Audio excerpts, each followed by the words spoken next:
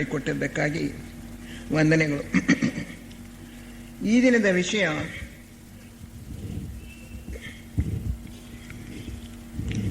ಸಾವಿನ ಅಂಚಿನಿಂದ ಹಿಂದಿರುಗಿರುವವರ ವಿಚಿತ್ರ ಅನುಭವಗಳು ಅಂತೇಳಿ. ಥಿಯಾಸಫಿ ಕೂಡ ಮರಣ ಮತ್ತು ಮರಣಾನಂತರ ಸ್ಥಿತಿಯ ಬಗ್ಗೆ ನಮಗೆ ಬೇಕಾದಷ್ಟು ವಿಷಯಗಳನ್ನು ತಿಳಿಸಿದೆ. ಡಾಕ್ಟರ್ ಆನಿ ಬೆಸೆಂಟ್ರು ಮತ್ತು ಬಿಷಪ್ ಲೆಡ್ಬೀಟರ್ ಅವರು ಈ ಬಗ್ಗೆ ಯೋಗ ದೃಷ್ಟಿಯಿಂದ ಸಂಶೋಧನೆ ಮಾಡಿ ಸ್ವಲ್ಪ ಈ ಕಡೆ ಪುಸ್ತಕಗಳನ್ನು ಬರೆದಿದ್ದಾರೆ. ಅವರದ್ದು ಬಹಳ ಆಥೆಂಟಿಕ್ ಇನ್ವೆಸ್ಟಿಗೇಷನ್ ಅಂತ ಹೇಳ್ಬೋದು.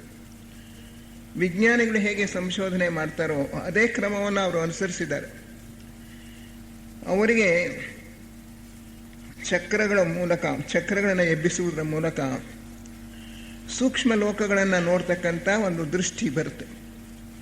ಆ ದೃಷ್ಟಿಯನ್ನು ಉಪಯೋಗಿಸ್ಕೊಂಡು ಅಲ್ಲಿ ನಡೀತಕ್ಕಂಥ ಸಂಗತಿಗಳನ್ನೆಲ್ಲ ಅವರು ಬಹಳ ಸ್ಪಷ್ಟವಾಗಿ ನಮಗೆ ತಿಳಿಸಿದ್ದಾರೆ.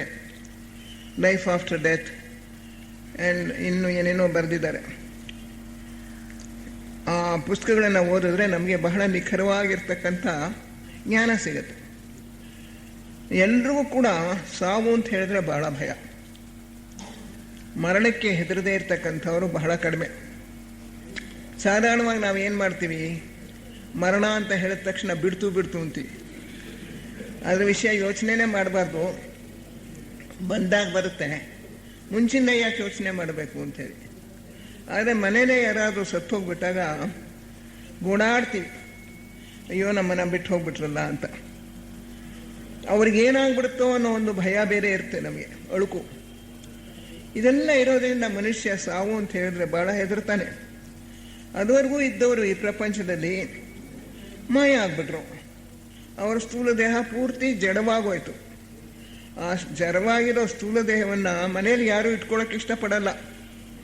ಆದಷ್ಟು ಬೇಗ ಅದನ್ನು ಹೂತು ಬಿಡಬೇಕು ಅಥವಾ ಸುಟ್ಟು ಬಿಡಬೇಕು. ಇಲ್ಲ ಅಂದರೆ ಅದು ಕೊಳೀತಾ ಹೋಗುತ್ತೆ, ನಾರುತ್ತೆ, ಮನೆಯವರಿಗೆಲ್ಲ ಅಸಹ್ಯ ಆಗುತ್ತೆ. ಇಷ್ಟು ದಿವಸ ನಾವು ಕಾಪಾಡಿಕೊಂಡು ಜತನವಾಗಿ ನೋಡ್ಕೊಂಡಿರೋ ಆ ಸ್ಥೂಲ ದೇಹ ಯಾವಾಗ ಉಸಿರಾಡೋದು ನಿಲ್ಲಿಸ್ಬಿಡ್ತೋ ಆವಾಗ ಅದು ಬರೀ ಒಂದು ಶವ, ಒಂದು ಕಳೆ ಬರ. It becomes a body, it is no longer a living person. ಅದನ್ನು ಮನುಷ್ಯ ಅಂತಲೂ ಕರೆಯಲ್ಲ, ಗಂಡಸು ಹೆಂಗಸು ಯಾರಾಗಲೇ, ಅದು ಒಂದು ಕಳೆ ಬರ, ಒಂದು ಶವ. ಆದಷ್ಟು ಬೇಗ ಅದನ್ನು ಆಚೆಗೆ ಹಾಕಬೇಕು. ಇಂತಹ ಒಂದು ಸ್ಥಿತಿ. ಹಾಗಾದರೆ ಆ ದೇಹದಲ್ಲಿದ್ದಂಥ ಜೀವಕ್ಕೇನಾಯಿತು, ಅದರಲ್ಲಿದ್ದಂಥ ಪ್ರಜ್ಞೆಗೇನಾಯಿತು, ಅದು ಎಲ್ಲಿಗೆ ಹೋಗುತ್ತೆ, ಅದು ನಾಶವಾಗಿಬಿಡುತ್ತೆ? ಈ ಪ್ರಶ್ನೆಗಳು ಎಲ್ಲರನ್ನೂ ಕಾಡುತ್ತವೆ. ನಾವು ಥಿಯಾಸಫಿಯಲ್ಲಿ ಎಷ್ಟೇ ಓದ್ಕೊಂಡಿದ್ರು ಕೂಡ ನಮಗೆ ಫಸ್ಟ್ ಹ್ಯಾಂಡ್ ನಾಲೆಡ್ಜ್ ಇಲ್ಲ, ನೇರವಾದ ಅನುಭವ ಇಲ್ಲ. ಸತ್ತವರು ಯಾರೂ ಹೋಗಿ ಹಿಂದಕ್ಕೆ ಬಂದು ಹೀಗಿತ್ತು ಸತ್ತ ಮೇಲೆ ಅಂತ ಹೇಳುವಂಥವ್ರು ಇಲ್ಲ. ಈಗ ಅಮೇರಿಕಾಗೆ ಹೋಗಬೇಕು ಅಂತ ಹೇಳಿದ್ರೆ ಅಲ್ಲಿಗೆ ಹೋಗಿ ಬಂದವ್ರನ್ನ ಕೇಳ್ಕೊಳ್ತೇವೆ ನಾವು, ಹೇಗಿದೆ ಅಲ್ಲಿ ಪರಿಸ್ಥಿತಿ, ವಾಯುಗುಣ ಹೇಗಿರುತ್ತೆ, ನಾವು ಏನೇನು ತೊಗೊಂಡೋಗ್ಬೇಕು, ಎಂಥ ಬಟ್ಟೆ ತೊಗೊಂಡೋಗ್ಬೇಕು, ಏನು ಸಾಮಾನು ತೊಗೊಂಡೋಗ್ಬೇಕು ಎಲ್ಲ ಕೇಳ್ಕೊಳ್ತೀವಿ. ಅವರು ಹೋಗಿ ಬಂದಿದ್ದಾರೆ, ಆದ್ದರಿಂದ ಅವ್ರಿಗೆ ಆ ವಿಷಯ ಗೊತ್ತಿದೆ ಅಂತ ನಮಗೆ ನಂಬಿಕೆ ಇದೆ. ಅದೇ ರೀತಿ ಸತ್ತವರು ಯಾರಾದ್ರೂ ಪೂರ್ತಿ ಹೋಗಿ ಹಿಂದಕ್ಕೆ ಬಂದು ಹೀಗೀಗಿದೆ ಅಂತ ಹೇಳಿದ್ರೆ ನಮಗೂ ಸ್ವಲ್ಪ ಧೈರ್ಯ ಬರ್ಬೋದೇನೋ. ಇದುವರೆಗೂ ಇದು ಸಾಧ್ಯ ಆಗಿರಲಿಲ್ಲ. ಆದರೆ ಈಚೀಚೆಗೆ ಹಲವು ಸಂಶೋಧನೆಗಳಿಂದ ಕಂಡುಬಿರೋದು ಏನು ಅಂದರೆ, ಈ ಹೃದ್ರೋಗ ಇದ್ದಕ್ಕಿದ್ದಂಗೆ ಹಾರ್ಟ್ ಅಟ್ಯಾಕ್ ಆಗಿಬಿಡ್ತಾರೆ ಅಂಥವ್ರಿಗೆ ಸತ್ತೇ ಹೋಗ್ಬಿಡ್ತಾರೆ. ಅಂದರೆ ಡಾಕ್ಟರು ಹಿ ಈಸ್ ಡೆಡ್ ಅಂತಲೇ ಡಿಕ್ಲೇರ್ ಮಾಡಿಬಿಡ್ತಾರೆ. ಉಸಿರಾಟ ಇಲ್ಲ, ಆಮೇಲಿಂದ ಹಾರ್ಟು ನಿಲ್ಲಿಸ್ಬಿಟ್ಟಿದೆ ಕೆಲಸನ. ಈ ರೀತಿ ಅವರು ಏನೇನು ಸೈನ್ಸ್ ನೋಡ್ತಾರೋ ಅದೆಲ್ಲನೂ ಕೂಡ ಅಲ್ಲಿ ಇಲ್ಲ. ಕೆಲವು ಸಂದರ್ಭಗಳಲ್ಲಿ ಬ್ರೈನ್ ವೇವ್ಸ್ ಕೂಡ ನಿಂತು ಹೋಗಿರೋದನ್ನು ನೋಡಿದ್ದಾರೆ. ಬ್ರೈನಲ್ಲಿ ಮೆದುಳು ಜೀವ ಇರೋವರೆಗೂ ಕೂಡ ಎಲೆಕ್ಟ್ರೋ ಎನ್ಸೋಫಾಲೋಗ್ರಾಮ್ ಅಂತ ಒಂದು ಯಂತ್ರ, ಅದನ್ನು ಜೋಡಿಸಿದ್ರೆ ಅದರಲ್ಲಿ ಸ್ಪಂದಗಳು ಉತ್ಪತ್ತಿ ಆಗ್ತಾ ಇರುತ್ತೆ ಜೀವ ಇರೋವರೆಗೂ. ಜೀವ ಹೋಗ್ಬಿಟ್ಟಾಗ ಬರೀ ಒಂದು ಸರಳ ರೇಖೆ ಬರುತ್ತೆ. ಅಂತಹ ಸಂದರ್ಭಗಳಲ್ಲಿಯೂ ಸಹ ಡಾಕ್ಟ್ರುಗಳು ಇವನು ಸತ್ತು ಹೋಗ್ಬಿಟ್ಟಿದ್ದಾನೆ ಅಂತ ಹೇಳಿದ ಮೇಲೆ ಅವರು ಏನು ಮಾಡ್ತಾರೆ, ತಕ್ಷಣ ಕೈ ಬಿಡೋದಿಲ್ಲ, ಏನೇನೋ ಪ್ರಯತ್ನ ಪಡ್ತಾರೆ. ಹಾರ್ಟ್ಗೆ ಒಂದು ಅಡ್ರಿನಲಿನ್ ಅಂತ ಇದೆ, ಒಂದು ದ್ರವ, ಅದನ್ನು ಇಂಜೆಕ್ಟ್ ಮಾಡಿ ನೋಡ್ತಾರೆ.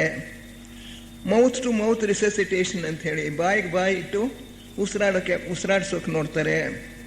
ಅದೂ ಆಗಲಿಲ್ಲ ಅಂದರೆ ಒಂದು ಎಲೆಕ್ಟ್ರಿಕಲ್ ಮೆಷಿನ್ ತೊಗೊಂಬಂದು ಆ ಹಾರ್ಟ್ಗೆ ಶಾಕ್ ಕೊಡೋಕೆ ನೋಡ್ತಾರೆ. ಇದೆಲ್ಲ ಮಾಡ್ತಕ್ಕಂಥ ಪ್ರಯತ್ನಗಳು ಆ ಮನುಷ್ಯನಿಗೆ ಪುನಃ ಜೀವ ಬರಲಿ, ಅವನನ್ನು ಪುನಶ್ಚೇತನಗೊಳಿಸೋಣ ಅಂತ ಹೇಳಿ ಮಾಡ್ತಕ್ಕಂಥ ಕ್ರಮಗಳು. ಈ ರೀತಿ ಮಾಡಿದಾಗ ಕೆಲವರು ಬದುಕಿಬಿಡ್ತಾರೆ. ಆ ಸತ್ತಂಥ ವ್ಯಕ್ತಿಗಳು, ಸತ್ತವರು ಅಂತ ಹೇಳಿ ಡಿಕ್ಲೇರ್ ಮಾಡಿದಂಥ ವ್ಯಕ್ತಿಗಳು ಕೆಲವು ಸಲ ಅವರಿಗೆ ಪುನಃ ಜೀವ ಬರುತ್ತೆ. ಇವರು ನಾನು ಸಾವಿನ ಅಂಚಿನಿಂದ ಹಿಂದಿರುಗಿದವರು ಅಂತ ಹೇಳ್ಬೋದು. ಇಂಥವರು ಒಂದು 100 ಜನ ಈ ಥರ ಅಟ್ಯಾಕ್ಸ್ ಆಯಿತು ಅಂದರೆ ಅದರಲ್ಲಿ ಒಂದು 10-20 ಜನಕ್ಕೆ ಆ ಒಂದು ಕಾಲದಲ್ಲಿ ಪ್ರಜ್ಞಾರಹಿತ ಸ್ಥಿತಿ, ಪ್ರಜ್ಞೆ ಇರೋದಿಲ್ಲ, ಉಸಿರಾಟ ಇರೋದಿಲ್ಲ, ಹಾರ್ಟ್ ಬೀಟ್ ನಿಂತು ಹೋಗಿರುತ್ತೆ, ಹೃದಯ ಕೆಲಸ ಮಾಡೋದು ನಿಲ್ಲಿಸಿರುತ್ತೆ. ಇಂಥ ಒಂದು ಸ್ಥಿತಿಯಲ್ಲಿ ತಮಗಾದಂಥ ಕೆಲವು ವಿಚಿತ್ರ ಅನುಭವಗಳನ್ನು ಅವರು ಆಮೇಲೆ ಬೇರೆಯವರಿಗೆ ಹೇಳೋದಕ್ಕೆ ಪ್ರಯತ್ನ ಪಡ್ತಾರೆ. ಆದರೆ ಯಾರೂ ಅವ್ರನ್ನ ನಂಬೋಲ್ಲ.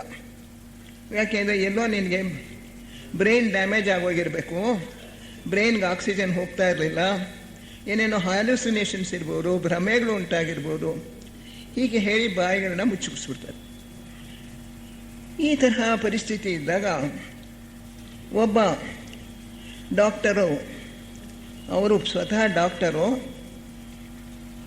ಸೈಕಿಯಾಟ್ರಿಸ್ಟು ಇವಾಗ, ಆದರೆ ಅವರು ಮೆಡಿಕಲ್ ಸ್ಟೂಡೆಂಟ್ ಆಗಿದ್ದಾಗ ಸುಮಾರು ತಮ್ಮ 20ನೇ ವಯಸ್ಸು ಅಥವಾ 21ನೇ ವಯಸ್ಸಿನಲ್ಲಿ ಅವ್ರಿಗಾದಂಥ ಕೆಲವು ವಿಚಿತ್ರ ಅನುಭವಗಳನ್ನು ಬೇರೆ ಡಾಕ್ಟರ್ಸ್ಗೆ ಹೇಳಿದ್ರು. ಆಗ ಅವರು ಡಾಕ್ಟರ್ ರೇಮಾಂಡ್ ಮೂಡಿ ಅಂತ ಹೇಳಿ, ಅವರು ಇನ್ನೂ ಕೂಡ ಆವಾಗ ಡಾಕ್ಟರ್ ಆಗಿರಲಿಲ್ಲ, ಫಿಲಾಸಫಿ ಪ್ರೊಫೆಸರ್ ಆಗಿದ್ದರು. ಅವರಿಗೆ ಅದರಲ್ಲಿ ಬಹಳ ಆಸಕ್ತಿ ಮೂಡ್ತು. ಅವರ ಅನಂತರ ಡಾಕ್ಟರ್ ಪರೀಕ್ಷೆ ಮಾಡಿಕೊಂಡ್ರು, ಸೈಕಿಯಾಟ್ರಿಸ್ಟು ಆದರು. ಅವರಿನ್ನೂ ಓದ್ತಾ ಇದ್ದಾಗಲೇ, ಮೆಡಿಕಲ್ ಕಾಲೇಜ್ನಲ್ಲಿ ಓದ್ತಾ ಇದ್ದಾಗಲೇ ಅವರಿಗೆ ಒಬ್ಬ ಜಾರ್ಜ್ ರಿಚಿ ಅಂತ ಹೇಳಿ, ನಾ ಹೇಳಿದ್ನಲ್ಲ ಮುಂದೆ ಡಾಕ್ಟರ್ ಆದರು, ಸೈಕಿಯಾಟ್ರಿಸ್ಟ್ ಕೂಡ ಆದರು ಅಂಥೇಳಿ, ಆ ಜಾರ್ಜ್ ರಿಚಿ ಅನ್ನೋರು ಈ 2ನೇ ಮಹಾಯುದ್ಧದ ಕಾಲದಲ್ಲಿ ಓದ್ತಾ ಇದ್ದವರು, ಮೆಡಿಕಲ್ ಸ್ಟೂಡೆಂಟಾಗಿ ಓದ್ತಾ ಇದ್ದವರು. ನಾವು ವಾರ್ ಡಿಕ್ಲೇರ್ ಆಯಿತು, ಹಿಟ್ಲರು ಬಾಂಬು ಹಾಕಿ ಎಲ್ಲ ಮಾಡಿ ಜರ್ಮನಿ ಮೇಲೆ ಇಂಗ್ಲೆಂಡ್ ಮತ್ತು ಆನಂತರ ಅಮೇರಿಕ ಇವರು ಯುದ್ಧ ಮಾಡಿದ್ರು.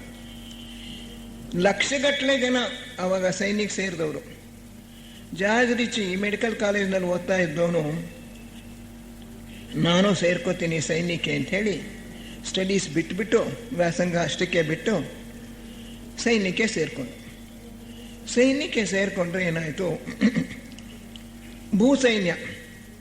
ಭೂಸೈನ್ಯದಲ್ಲಿ ಅವನು ಶಿಕ್ಷಣ ಪಡೀತಾ ಇದ್ದಾಗ ಅವನಿಗನ್ನಿಸ್ತು, ಎಲ್ಲ ವಿಮಾನಗಳಲ್ಲಿ ನಡೀತಾ ಇದೆ ಯುದ್ಧ, ವಿಮಾನಗಳಲ್ಲಿ ಬಾಂಬ್ ತಗೊಂಡೋಗಿ ಎಲ್ಲ ಕಡೆನೂ ಹಾಕ್ತಾ ಇದ್ದಾರೆ, ನಾನು ಭೂಸೈನ್ಯದಲ್ಲಿ ಇದ್ಕೊಂಡು ಏನು ಮಾಡ್ತೀನಿ, ಇದು ಶುದ್ಧ ವ್ಯರ್ಥ ಆಯಿತು ಅಂತ ಅನ್ನಿಸ್ತು.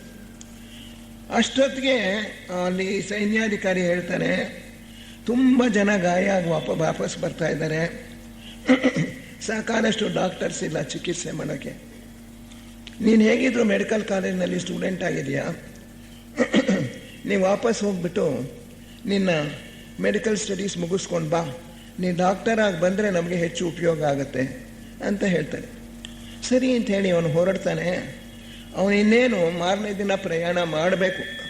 ಅವನು ಓದ್ತಾ ಇದ್ದದ್ದು ವರ್ಜಿನಿಯಾ ಸ್ಟೇಟ್ ರಿಚ್ಮಂಡ್ ಟೌನ್ ಅನ್ನೋ ಒಂದು ಊರಿನಲ್ಲಿ ಮೆಡಿಕಲ್ ಕಾಲೇಜ್ನಲ್ಲಿ ಓದ್ತಾ ಇದ್ದ. ಅಲ್ಲಿಗೆ ವಾಪಸ್ ಹೋಗಬೇಕು ಅಂಥೇಳಿ ಬರ್ತಾನೆ.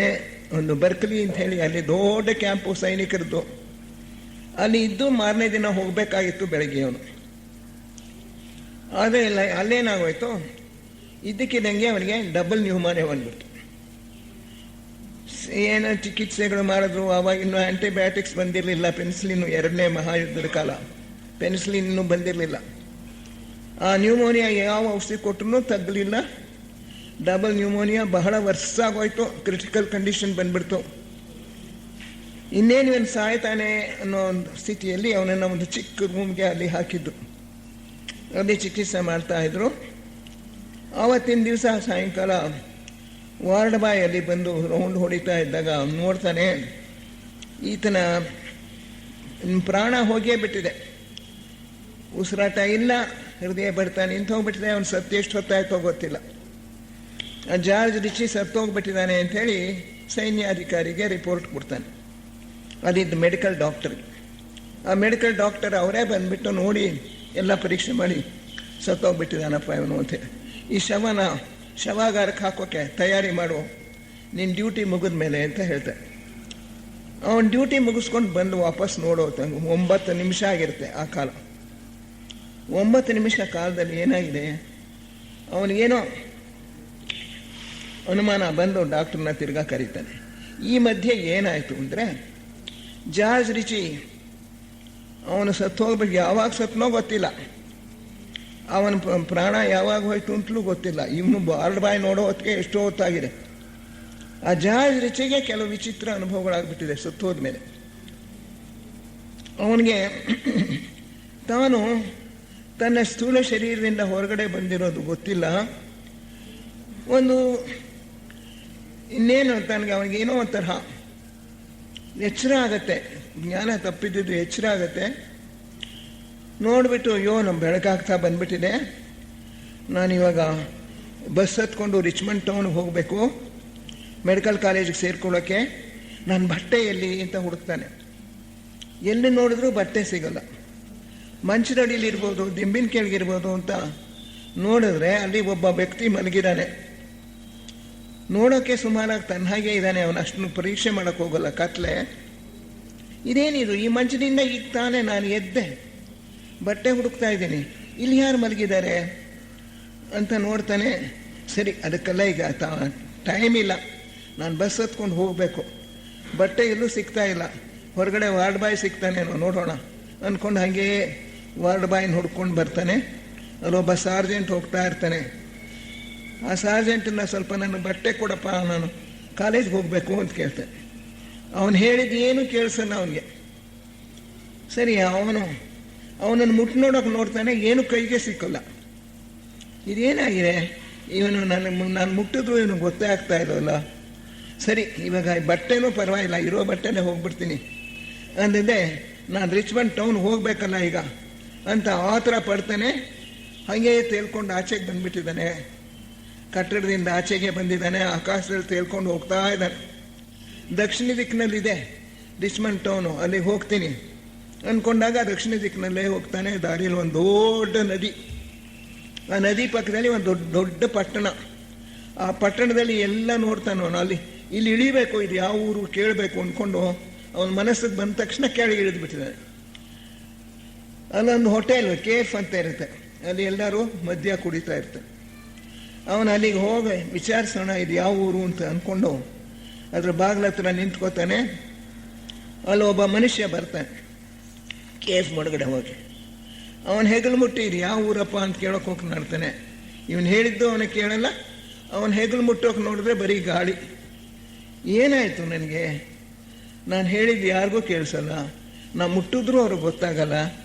ಈ ಸ್ಥಿತಿಲಿ ನಾನು ನನ್ನ ಊರಿಗೆ ಹೋದ್ರೆ ತಾನೇ ನನ್ನ ಮನೆಯವ್ರು ನನ್ನನ್ನು ಗುರುತಿಸ್ತಾರ, ಕಾಲೇಜ್ನವ್ರು ನನ್ನನ್ನು ಸೇರಿಸ್ಕೋತಾರ? ಇದು ಪ್ರಯೋಜನ ಇಲ್ಲ. ನಾನು ಹೇಗಾದರೂ ಘನವಾದ ಶರೀರ ಪಡ್ಕೋಬೇಕು, ಮೊದಲಿದ್ದಂಥ ಸಾಲಿಡ್ ಬಾಡಿ ಬೇಕು ನನಗೆ. ನಾನಂತೂ ಸತ್ತಿರಲ್ಲ, ಯಾಕೆಂದರೆ ನಾನು ಬದುಕಿದ್ದೀನಿ, ನನಗೆ ಕಾಣಿಸುತ್ತಲ್ಲ. ನನಗಿನ್ನೂ ಜ್ಞಾನ ಇದೆ, ಪ್ರಜ್ಞೆ ಇದೆ, ನೆನಪಿದೆ. ಅದರಿಂದ ನಾನು ಸತ್ತಿರೋಕ್ಕೆ ಸಾಧ್ಯ ಇಲ್ಲ. ಏನಾಗಿದೆಯೋ ನನಗೆ ಗೊತ್ತಿಲ್ಲ. ಹೋಗಿ ಆ ಶರೀರಕ್ಕೆ ಸೇರ್ಕೊಂಡ್ಬಿಡ್ತೀನಿ. ಮಂಚದ ಮೇಲೆ ನೋಡಿದ್ನಲ್ಲ ಒಂದು ಶರೀರ, ಅದಕ್ಕೆ ಸೇರ್ಕೊಂಡ್ಬಿಡ್ತೀನಿ ಅಂದ್ಕೊಂಡು ವಾಪಸ್ ಬರ್ತಾನೆ. ಬಂದು ಆ ಶರೀರದೊಳಗೆ ಸೇರ್ಕೊಳ್ಳೋಕೆ ನೋಡ್ತಾನೆ. ಇಷ್ಟರ ಮಧ್ಯೆ ಏನಾಗಿದೆ, ಅವನ ಸತ್ತು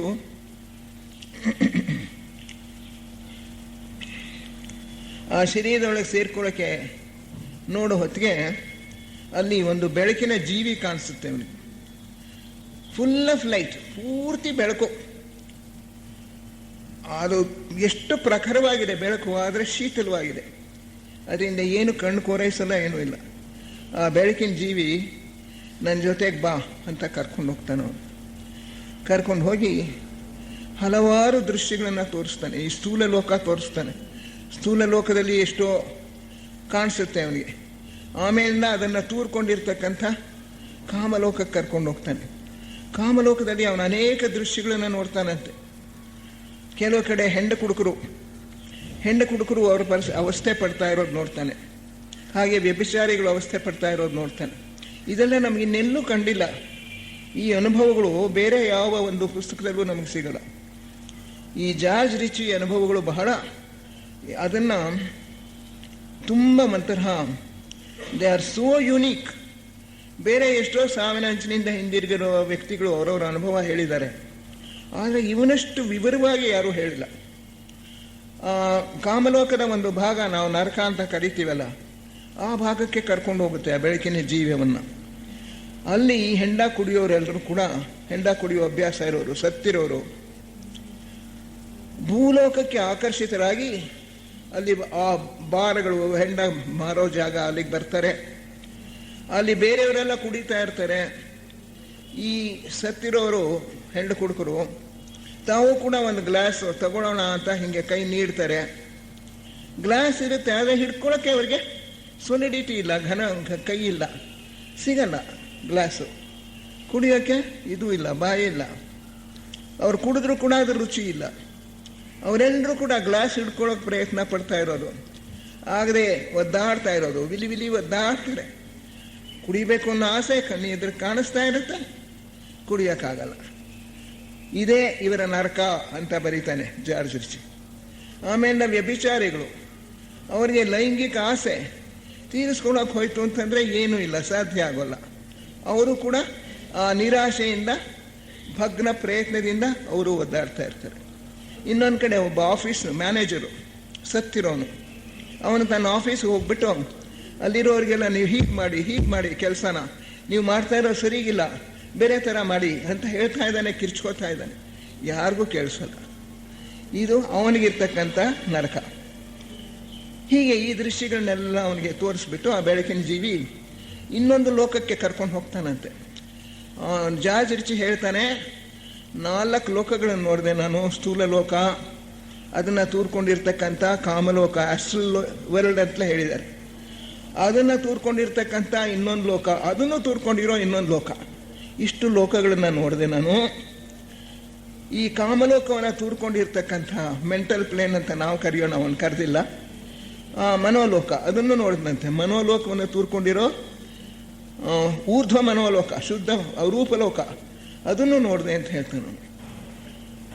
ಈ ಕಾಮಲೋಕದಲ್ಲಿ ಇನ್ನೇನೇನು ನೋಡ್ದ ಅವನು ದೃಶ್ಯಗಳು ಅಂತ ಹೇಳಿದ್ರೆ, ಒಂದು ದೊಡ್ಡ ಲೈಬ್ರರಿ. ಆ ಲೈಬ್ರರಿಯಲ್ಲಿ ಸಹಸ್ರಾರು ಗ್ರಂಥಗಳಿದೆಯಂತೆ. ಬೇರೆ ಬೇರೆ ಎಲ್ಲ ವಿಷಯಗಳ ಗ್ರಂಥಗಳು ಇವೆ.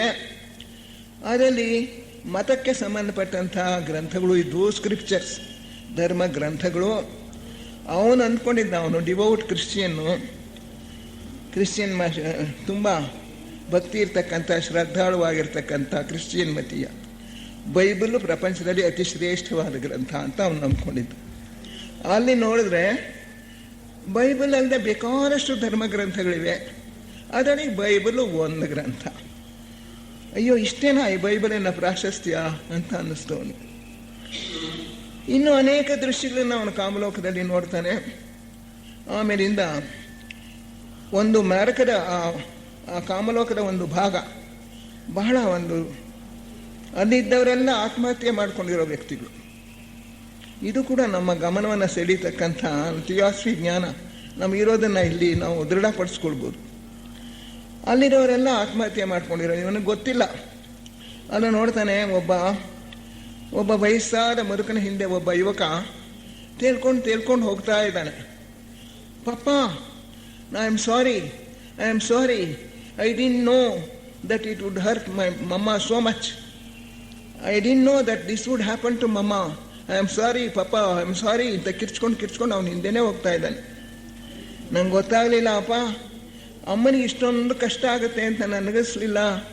ನಾನು ಆತ್ಮಹತ್ಯೆ ಮಾಡ್ಕೊಂಡ್ಬಿಟ್ಟೆ, ನನಗೆ ಕ್ಷಮಿಸು, ನನ್ನ ತಪ್ಪಾಯಿತು ಅಂತ ಕಿರ್ಚ್ಕೊಂಡು ಹೋಗ್ತಾನೇ ಇದ್ದಾನೆ ಅವನು ಹಿಂದೆ. ಆ ತಂದೆಗೆ ಏನು ಹೇಳೋದು ಏನೂ ಕೇಳಲ್ಲ. ಆ ತಂದೆ ಒಂದು ಲೋಟ ನೀರು, ಸ್ವಲ್ಪ ಬ್ರೆಡ್ಡು ಎಲ್ಲ ಹೆಂಡತಿ ಕೊಡೋಕೆ ಹೋಗ್ತಾ ಇದ್ದಾನೆ. ಇವನು ಅವನು ಹಿಂದೆನೇ ಹೋಗ್ತಾನೇ ಇದ್ದಾನೆ, ಯಾಚನೆ ಮಾಡಿಕೊಂಡು. ಆವಾಗ ಜಾರ್ಜ್ ರಿಚಿ ಆ ಬೆಳಕಿನ ಜೀವಿ ಕಡೆ ತಿರುಗಿ ಇದೇನಿದು ಅಂತ ಪ್ರಶ್ನಾರ್ಥಕವಾಗಿ ಕೇಳ್ತಾನೆ. ಅವನೇನು ಹೇಳಲ್ಲ, ಇನ್ನೊಂದು ಕಡೆ ದೃಶ್ಯಕ್ಕೆ ಕರ್ಕೊಂಡು ಹೋಗ್ತಾನೆ. ಅಲ್ಲಿ ಒಬ್ಬ ಯುವತಿ ಒಬ್ಬ ಯುವಕನ ಹಿಂದೆ ಹೋಗ್ತಾ ಇದ್ದಾಳೆ ಕಾಲೇಜಿನಲ್ಲಿ, ಕಾಲೇಜ್ ವರಾಂಡ.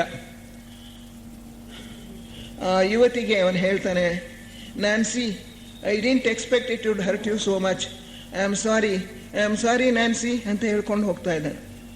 ನಿನಗೆ ಇಷ್ಟೊಂದು ದುಃಖ ಆಗುತ್ತೆ ಅಂತ ನನಗೆ ಗೊತ್ತಾಗಲಿಲ್ಲ ನನ್ನ ಆತ್ಮಹತ್ಯೆಯಿಂದ, ನಾನು ನಿಜವಾಗಿಯೂ ಕೂಡ ಪಶ್ಚಾತ್ತಾಪ ಪಡ್ತೇನೆ ಅಂತ ಹೇಳ್ಕೊಂಡು ಹಿಂದೆ ಹಿಂದೆ ಹಿಂದೆ ಹೋಗ್ತಾನೆ. ಅವಳಿಗೇನು ಕೇಳಿಸಲ್ಲ, ಅವನು ಅದನ್ನೇ ಹೇಳ್ತಾ ಹೋಗ್ತಾ ಇರ್ತಾನೆ. ಇನ್ನೊಂದು ಕಡೆ ಇದೇ ತರಹ ಅನೇಕ ದೃಶ್ಯಗಳನ್ನು ನೋಡ್ತಾನೆ. ಆವಾಗ ತಿರ್ಗಾ ಅವನು ಪ್ರಶ್ನಾರ್ಥಕವಾಗಿ ಆ ಬೆಳಕಿನ ಜೀವಿ ಹತ್ರ ನೋಡಿದಾಗ ಅವನು ಮಾತಾಡಲ್ಲ. ಬೆಳಕಿನ ಜೀವಿ ಅವನಿಗೆ ಥಾಟ್ ಟ್ರಾನ್ಸ್ಫರೆನ್ಸ್, ಯೋಚನೆ ರೂಪದಲ್ಲಿ ಉತ್ತರ ಕಳಿಸ್ತಾನೆ. ಇವರೆಲ್ಲರೂ ಕೂಡ ಆತ್ಮಹತ್ಯೆ ಮಾಡಿಕೊಂಡಿರೋರು, ಇವರು ತಮ್ಮ ಜೀವನದಿಂದ ಹೆದರಿ ಓಡಿ ಹೋಗಿರ್ತಕ್ಕಂಥವರು, ತಾವು ಯಾವ ಒಂದು ಕಷ್ಟವನ್ನು ಎದುರಿಸಬೇಕಾಗಿತ್ತೋ ಅದನ್ನು ಎದುರಿಸಲಾರದೆ ಅದರಿಂದ ತಪ್ಪಿಸ್ಕೊಳ್ಳೋ ಪ್ರಯತ್ನ ಪಟ್ಟವರು, ಯಾರು ಜೀವನದಿಂದ ಬಂದಿರೋ ಕಷ್ಟ ಸುಖಗಳನ್ನು ಅನುಭವಿಸಿ ಕಷ್ಟಗಳನ್ನು ಬಿಡಿಸ್ಕೊಂಡು ಸಮಸ್ಯೆಗಳನ್ನ ಪರಿಹರಿಸ್ಕೊಂಡು ಅವ್ರ ಜೀವನ ಮಾಡಬೇಕೇ ಹೊರತು ಯಾರು ಈ ರೀತಿ ಓಡಿ ಹೋಗ್ತಾರೋ ಅವ್ರಿಗೆ ಇದೇ ಕಷ್ಟ ಕಾದಿದೆ ಅಂತ ಒಂದು ಆಲೋಚನೆಯನ್ನು ಇವನಿಗೆ ಕಳಿಸ್ತಾನೆ.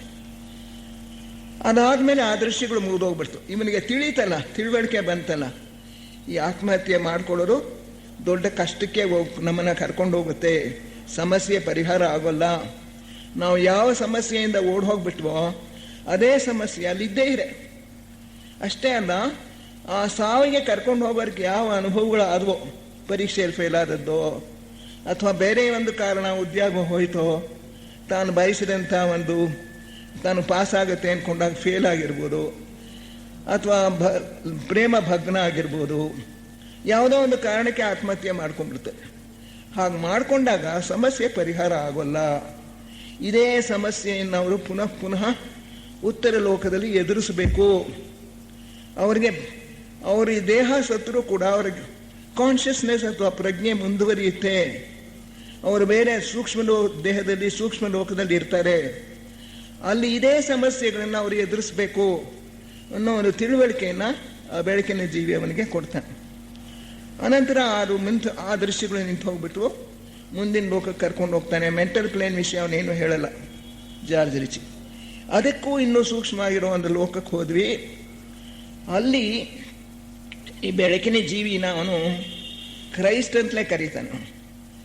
ಹೀ ಈಸ್ ಕ್ರೈಸ್ಟ್ ಅಂತ. ಇವನಂಥವರೇ ಅನೇಕರು ಇದ್ರು ಅಲ್ಲಿ ಬೆಳಕಿನ ಜೀವಿಗಳು. 100 ಜನ ಅಲ್ಲಿ ಬೆಳಕಿನ ಜೀವಿಗಳನ್ನ ನೋಡಿದ್ವಿ. ಎಲ್ಲರೂ ಕೂಡ ಬಹಳ ಆಧ್ಯಾತ್ಮಿಕವಾಗಿ ಬಹಳ ಮುಂದುವರೆದಿರ್ತಕ್ಕಂಥ ಆತ್ಮಗಳು. ಆದರೆ ನನ್ನ ಬೆಳಕಿನ ಜೀವಿ ಬೆಸ್ಟ್ ಅಂತ ಹೇಳ್ಕೊತಾನು. ನನ್ನನ್ನು ಕರ್ಕೊಂಡು ಹೋದ್ನಲ್ಲ, ನನ್ನ ಜೊತೆಲಿ ಎಲ್ಲ ಕಡೆ ತೋರಿಸಿದ್ನಲ್ಲ, ಅವನು ಇವರೆಲ್ಲರಿಗಿಂತಲೂ ಕೂಡ ಶ್ರೇಷ್ಠ, ಅವನು ಕ್ರೈಸ್ಟ್ ಅಂತ ಬರೀತಾನೆ. ಆಮೇಲೆ ಅಲ್ಲಿ ಇಂಥ ಬೆಳಕಿನ ಜೀವಿಗಳು ಬೇಕಾದಷ್ಟು ಜನ ಇದ್ದರು ಆ ಲೋಕದಲ್ಲಿ. ಆ ದೃಶ್ಯವನ್ನು ನೋಡಿದ ನಂತರ ವಾಪಸ್ ಬಂದ್ಬಿಟ್ವಿ. ವಾಲ್ಸ್ ಕ್ಲೋಸ್ ಅರೌಂಡ್ ಅಸ್ ಅಂತಾನೆ. ಬೇಕಾದಷ್ಟು ಗೋಡೆಗಳು ಹಂಗಂಗೆ ಮುಚ್ಕೊಂಡ್ಬಿಟ್ಟು ನಮ್ಮ ಸುತ್ತ. ಕೊನೆಗೆ ನಮ್ಮ ಕಿರಿದಾಗಿರ್ತಕ್ಕಂಥ ನನ್ನ ರೂಮಿಗೆ ಬಂದೆ ನಾನು. ಅಲ್ಲಿ ನನ್ನ ಹಾಸಿಗೆ ಮೇಲೆ ಒಂದು ಬಾಡಿ, ಒಂದು ಶವ ಅದಲ್ಲಿ ಮಲಗಿತ್ತು.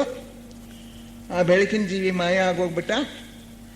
ನಾನು ಆ ಶವದೊಳಗೆ ಸೇರ್ಕೊಳ್ಳೋಕ್ಕೆ ಪ್ರಯತ್ನ ಪಟ್ಟೆ, ತುಂಬ ಕಷ್ಟಪಟ್ಟೆ. ಕೊನೆಗೆ ಹೇಗೋ ಅದರೊಳಗೆ ಸೇರಿಕೊಂಡೆ ಅಂತ ಅವನು ತನ್ನ ಅನುಭವ. ಇದು ಈ ಕಡೆ ವಾರ್ಡ್ ಬಾಯ್ ಅವನದ್ದು ಏನು ವಿಚಿತ್ರ ಅನುಭವ.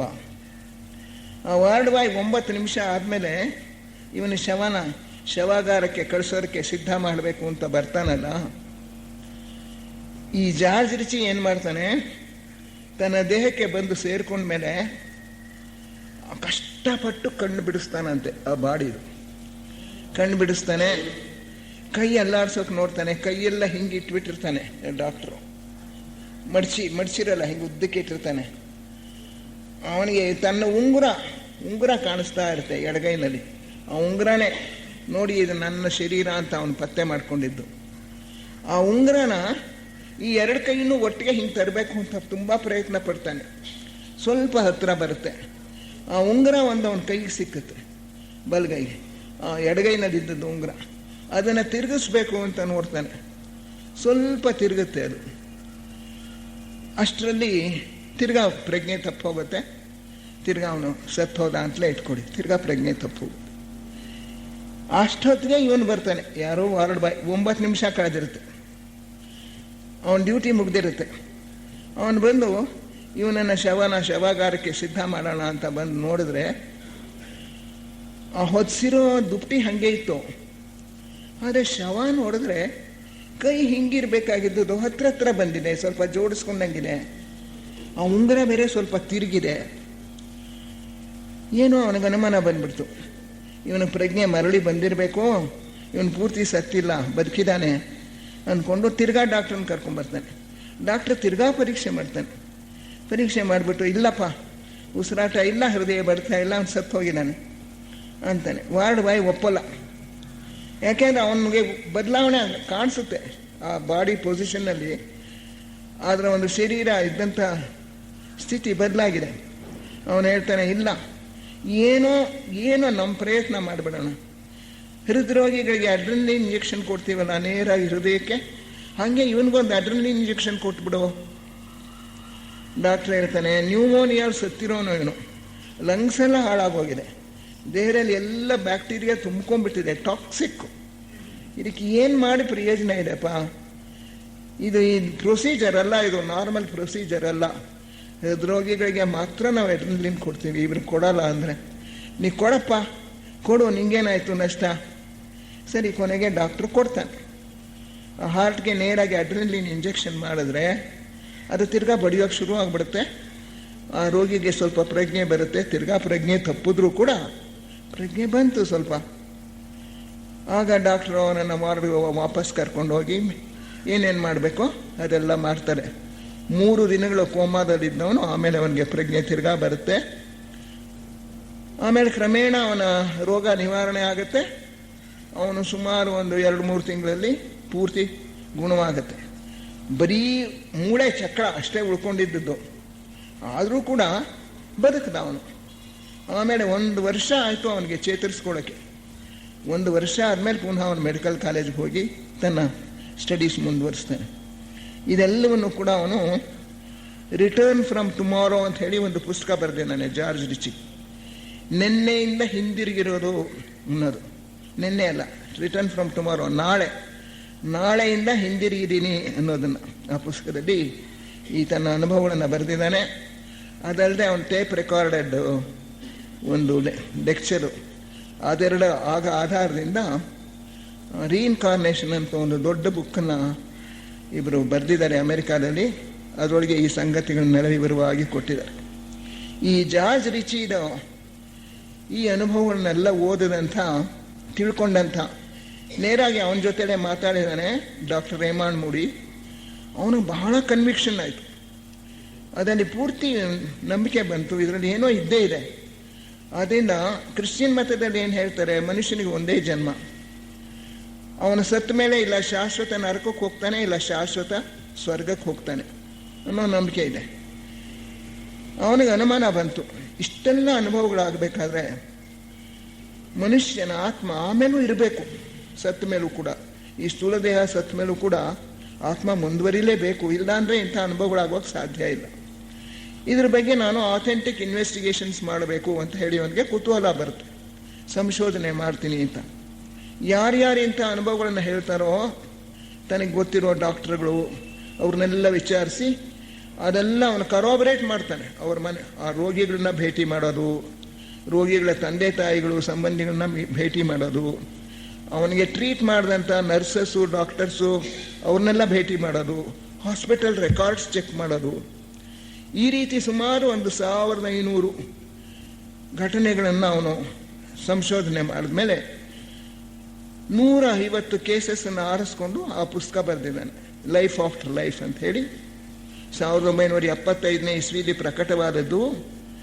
ಆ ವೇಳೆಗಾಗಲೇ ಅವನು ಡಾಕ್ಟರ್ ಆಗಿದ್ದ, ಸೈಕಿಯಾಟ್ರಿಸ್ಟ್ ಆಗಿದ್ದ, ಅನೇಕ ಮೆಡಿಕಲ್ ಕಾಲೇಜುಗಳಲ್ಲಿ ಪ್ರೆಸಿಡೆಂಟಾಗಿ ಬಹಳ ಒಳ್ಳೆಯ ಹೆಸರು ತಗೊಂಡಿದ್ದ.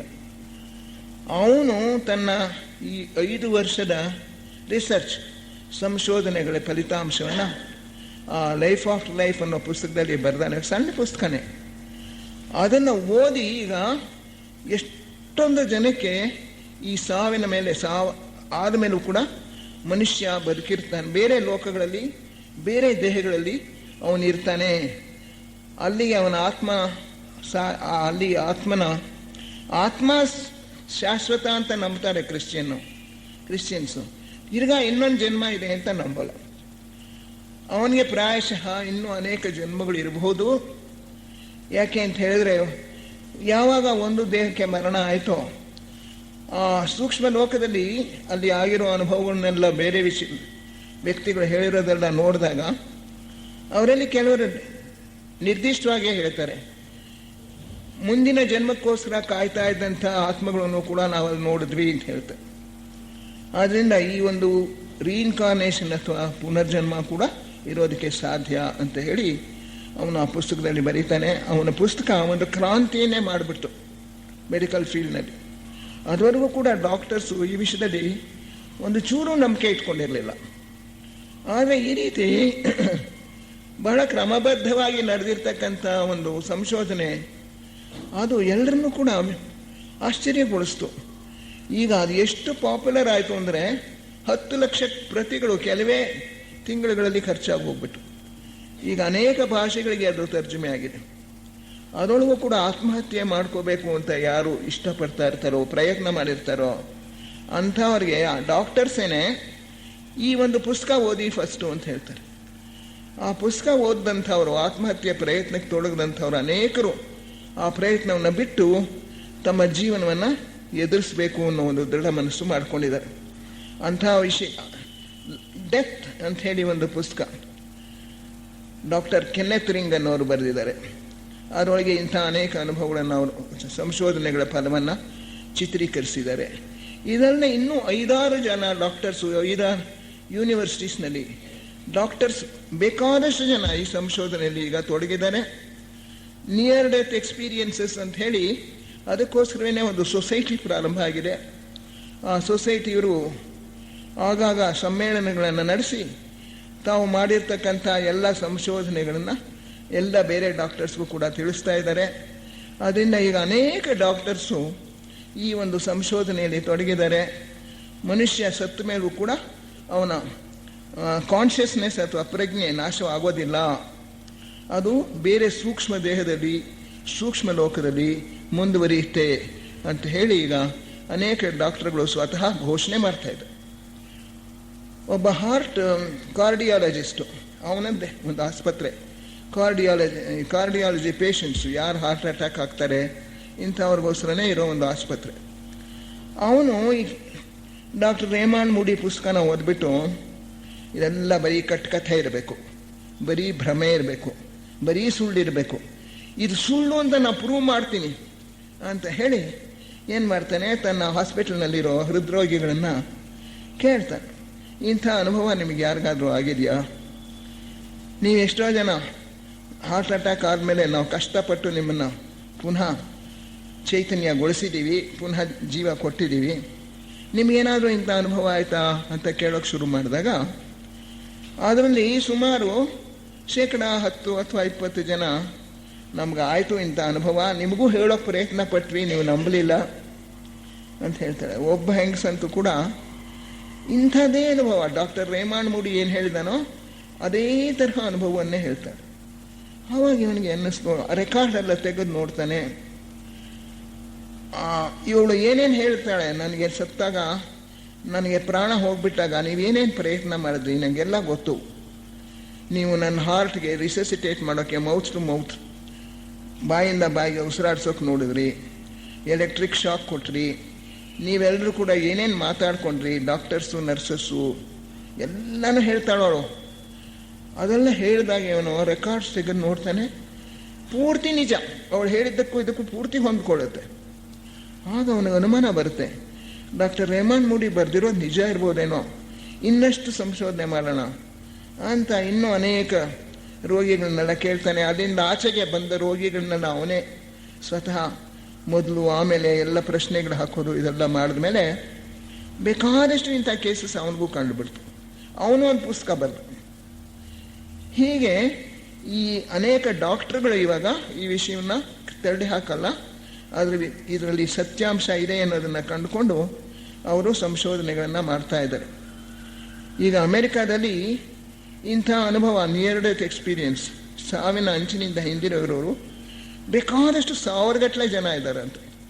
ಅನೇಕರು ಅದರಲ್ಲಿ ಹೃದ್ರೋಗಿಗಳು, ಬೇರೆ ಕೆಲವು ರೋಗಗಳಿಂದ ಆದವರು, ಆಕ್ಸಿಡೆಂಟ್ಸ್ ಆದವರು, ಅವರು ಕೂಡ ಇಂಥ ಅನುಭವಗಳನ್ನು ಅವರು ವಿವರಿಸಿದ್ದಾರೆ. ಈಗ ಡಾಕ್ಟರ್ ರೇಮಾಂಡ್ ಮುಡಿ ಏನು ಹೇಳ್ತಾನೆ ಈ ವಿಷಯದಲ್ಲಿ, ಅವನು 150 ರೋಗಿಗಳ ಇಂಥ ಸಂಶೋಧನೆಗಳ ಫಲವನ್ನು ಬರೆದಿರೋ ಆ ಪುಸ್ತಕದಲ್ಲಿ ಅವನೇನು ಹೇಳ್ತಾನೆ ಅಂದರೆ, ಈ ರೀತಿ ಸಾವಿನ ಅಂಚಿನಿಂದ ಹಿಂದಿರುಗಿರೋರಿಗೆ ಆಗಿರ್ತಕ್ಕಂಥ ಕೆಲವು ಸಾಮಾನ್ಯ ಅನುಭವಗಳು, ಅದರಲ್ಲಿ 15 ಅಂಶಗಳು ಅಂತ ಹೇಳ್ತಾನೆ.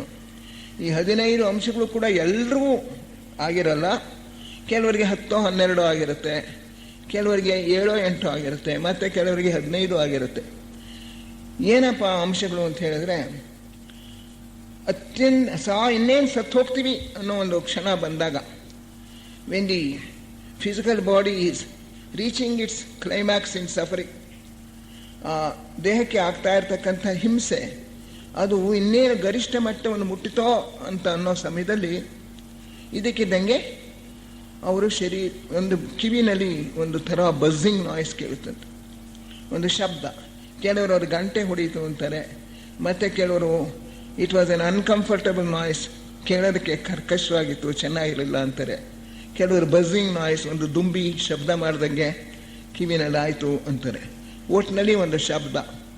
ಆ ಶಬ್ದದ ಜೊತೆಗೆ ಇವರು ಒಂದು ದೀರ್ಘವಾಗಿರೋ ಟನಲ್ ಅಂದರೆ ಕೊಳವೆ, ಆ ಕೊಳವೆಯ ಮೂಲಕ ಆಚೆಗೆ ಹೋಗೋದಂಗೆ ಬಹಳ ವೇಗವಾಗಿ ಅದರಿಂದ ಆಚೆಗೆ ಬರ್ತಾರೆ. ಕತ್ತಲೆ ಕೊಳವೆ ಅದು. ಆ ಕತ್ತಲು ತುಂಬಿರೋ ಕೊಳವೆಯಿಂದ ಆಚೆಗೆ ಬಂದ ಹಾಗೆ ಆಚೆಗೆ ಬಂದ ತಕ್ಷಣ ಅಲ್ಲಿ ತಾವು ತಮ್ಮ ಸ್ಥೂಲ ದೇಹದಿಂದ ಹೊರಗೆ ಬಂದುಬಿಟ್ಟಿದ್ದಾರೆ. ತಮ್ಮ ಸ್ಥೂಲ ದೇಹ ಕಾಣಿಸ್ತಾ ಇದೆ ಹಾಸಿಗೆ ಮೇಲೆ. ಅದಕ್ಕೆ ಡಾಕ್ಟರ್ಗಳು ಏನೇನೋ ಮಾಡ್ತಾ ಇದ್ದಾರೆ, ಔಷಧಿ ಕೊಡ್ತಾ ಇದ್ದಾರೆ, ಇಂಜೆಕ್ಷನ್ ಕೊಡ್ತಾ ಇದ್ದಾರೆ, ಎಲೆಕ್ಟ್ರಿಕ್ ಶಾಕ್ ಕೊಡ್ತಾ ಇದ್ದಾರೆ, ಇದೆಲ್ಲ ಕಾಣಿಸುತ್ತೆ. ಇವರು ಆ ದೇಹ ಇಲ್ಲಿ ಮಂಚದ ಮೇಲೆ ಇದ್ದರೆ ಸುಮಾರು ತಾರಸಿ ಹತ್ರ ತೇಲ್ಕೊಂಡು ನೋಡ್ತಾ ಇದ್ದಾರೆ ಇದನ್ನೆಲ್ಲ. ಅವರು ಬೇರೆ ಒಂದು ದೇಹದಲ್ಲಿ ಇದ್ದಾರೆ. ನೋಡಿಕೊಂಡೆ, ನನಗೆ ಬೇರೆ ದೇಹ ಇತ್ತು, ಬಹಳ ಸೂಕ್ಷ್ಮವಾಗಿತ್ತು, ತೆಳುವಾಗಿತ್ತು, ಹಗುರವಾಗಿತ್ತು, ತೇಲ್ತಾ ಇತ್ತು ಅದು. ಆದರೆ ನಾನು ಇನ್ನೊಂದು ದೇಹದಲ್ಲಿ ಇದ್ದೆ ನಾನು ಅಂತ ಹೇಳ್ತಾರೆ. ಬೇರೆ ಒಂದು ದೇಹ ಸಿಕ್ಕಿತ್ತು, ನನ್ನ ಸ್ಥೂಲ ದೇಹ ನನಗೆ ಕಾಣಿಸ್ತಾ ಇತ್ತು. ಆ ಸ್ಥೂಲ ದೇಹಕ್ಕಾಗಿರೋ ಯಾತನೆ ಎಲ್ಲ ಏನೂ ನನಗೆ ಗೋಚರವಾಗ್ತಾ ಇರಲಿಲ್ಲ.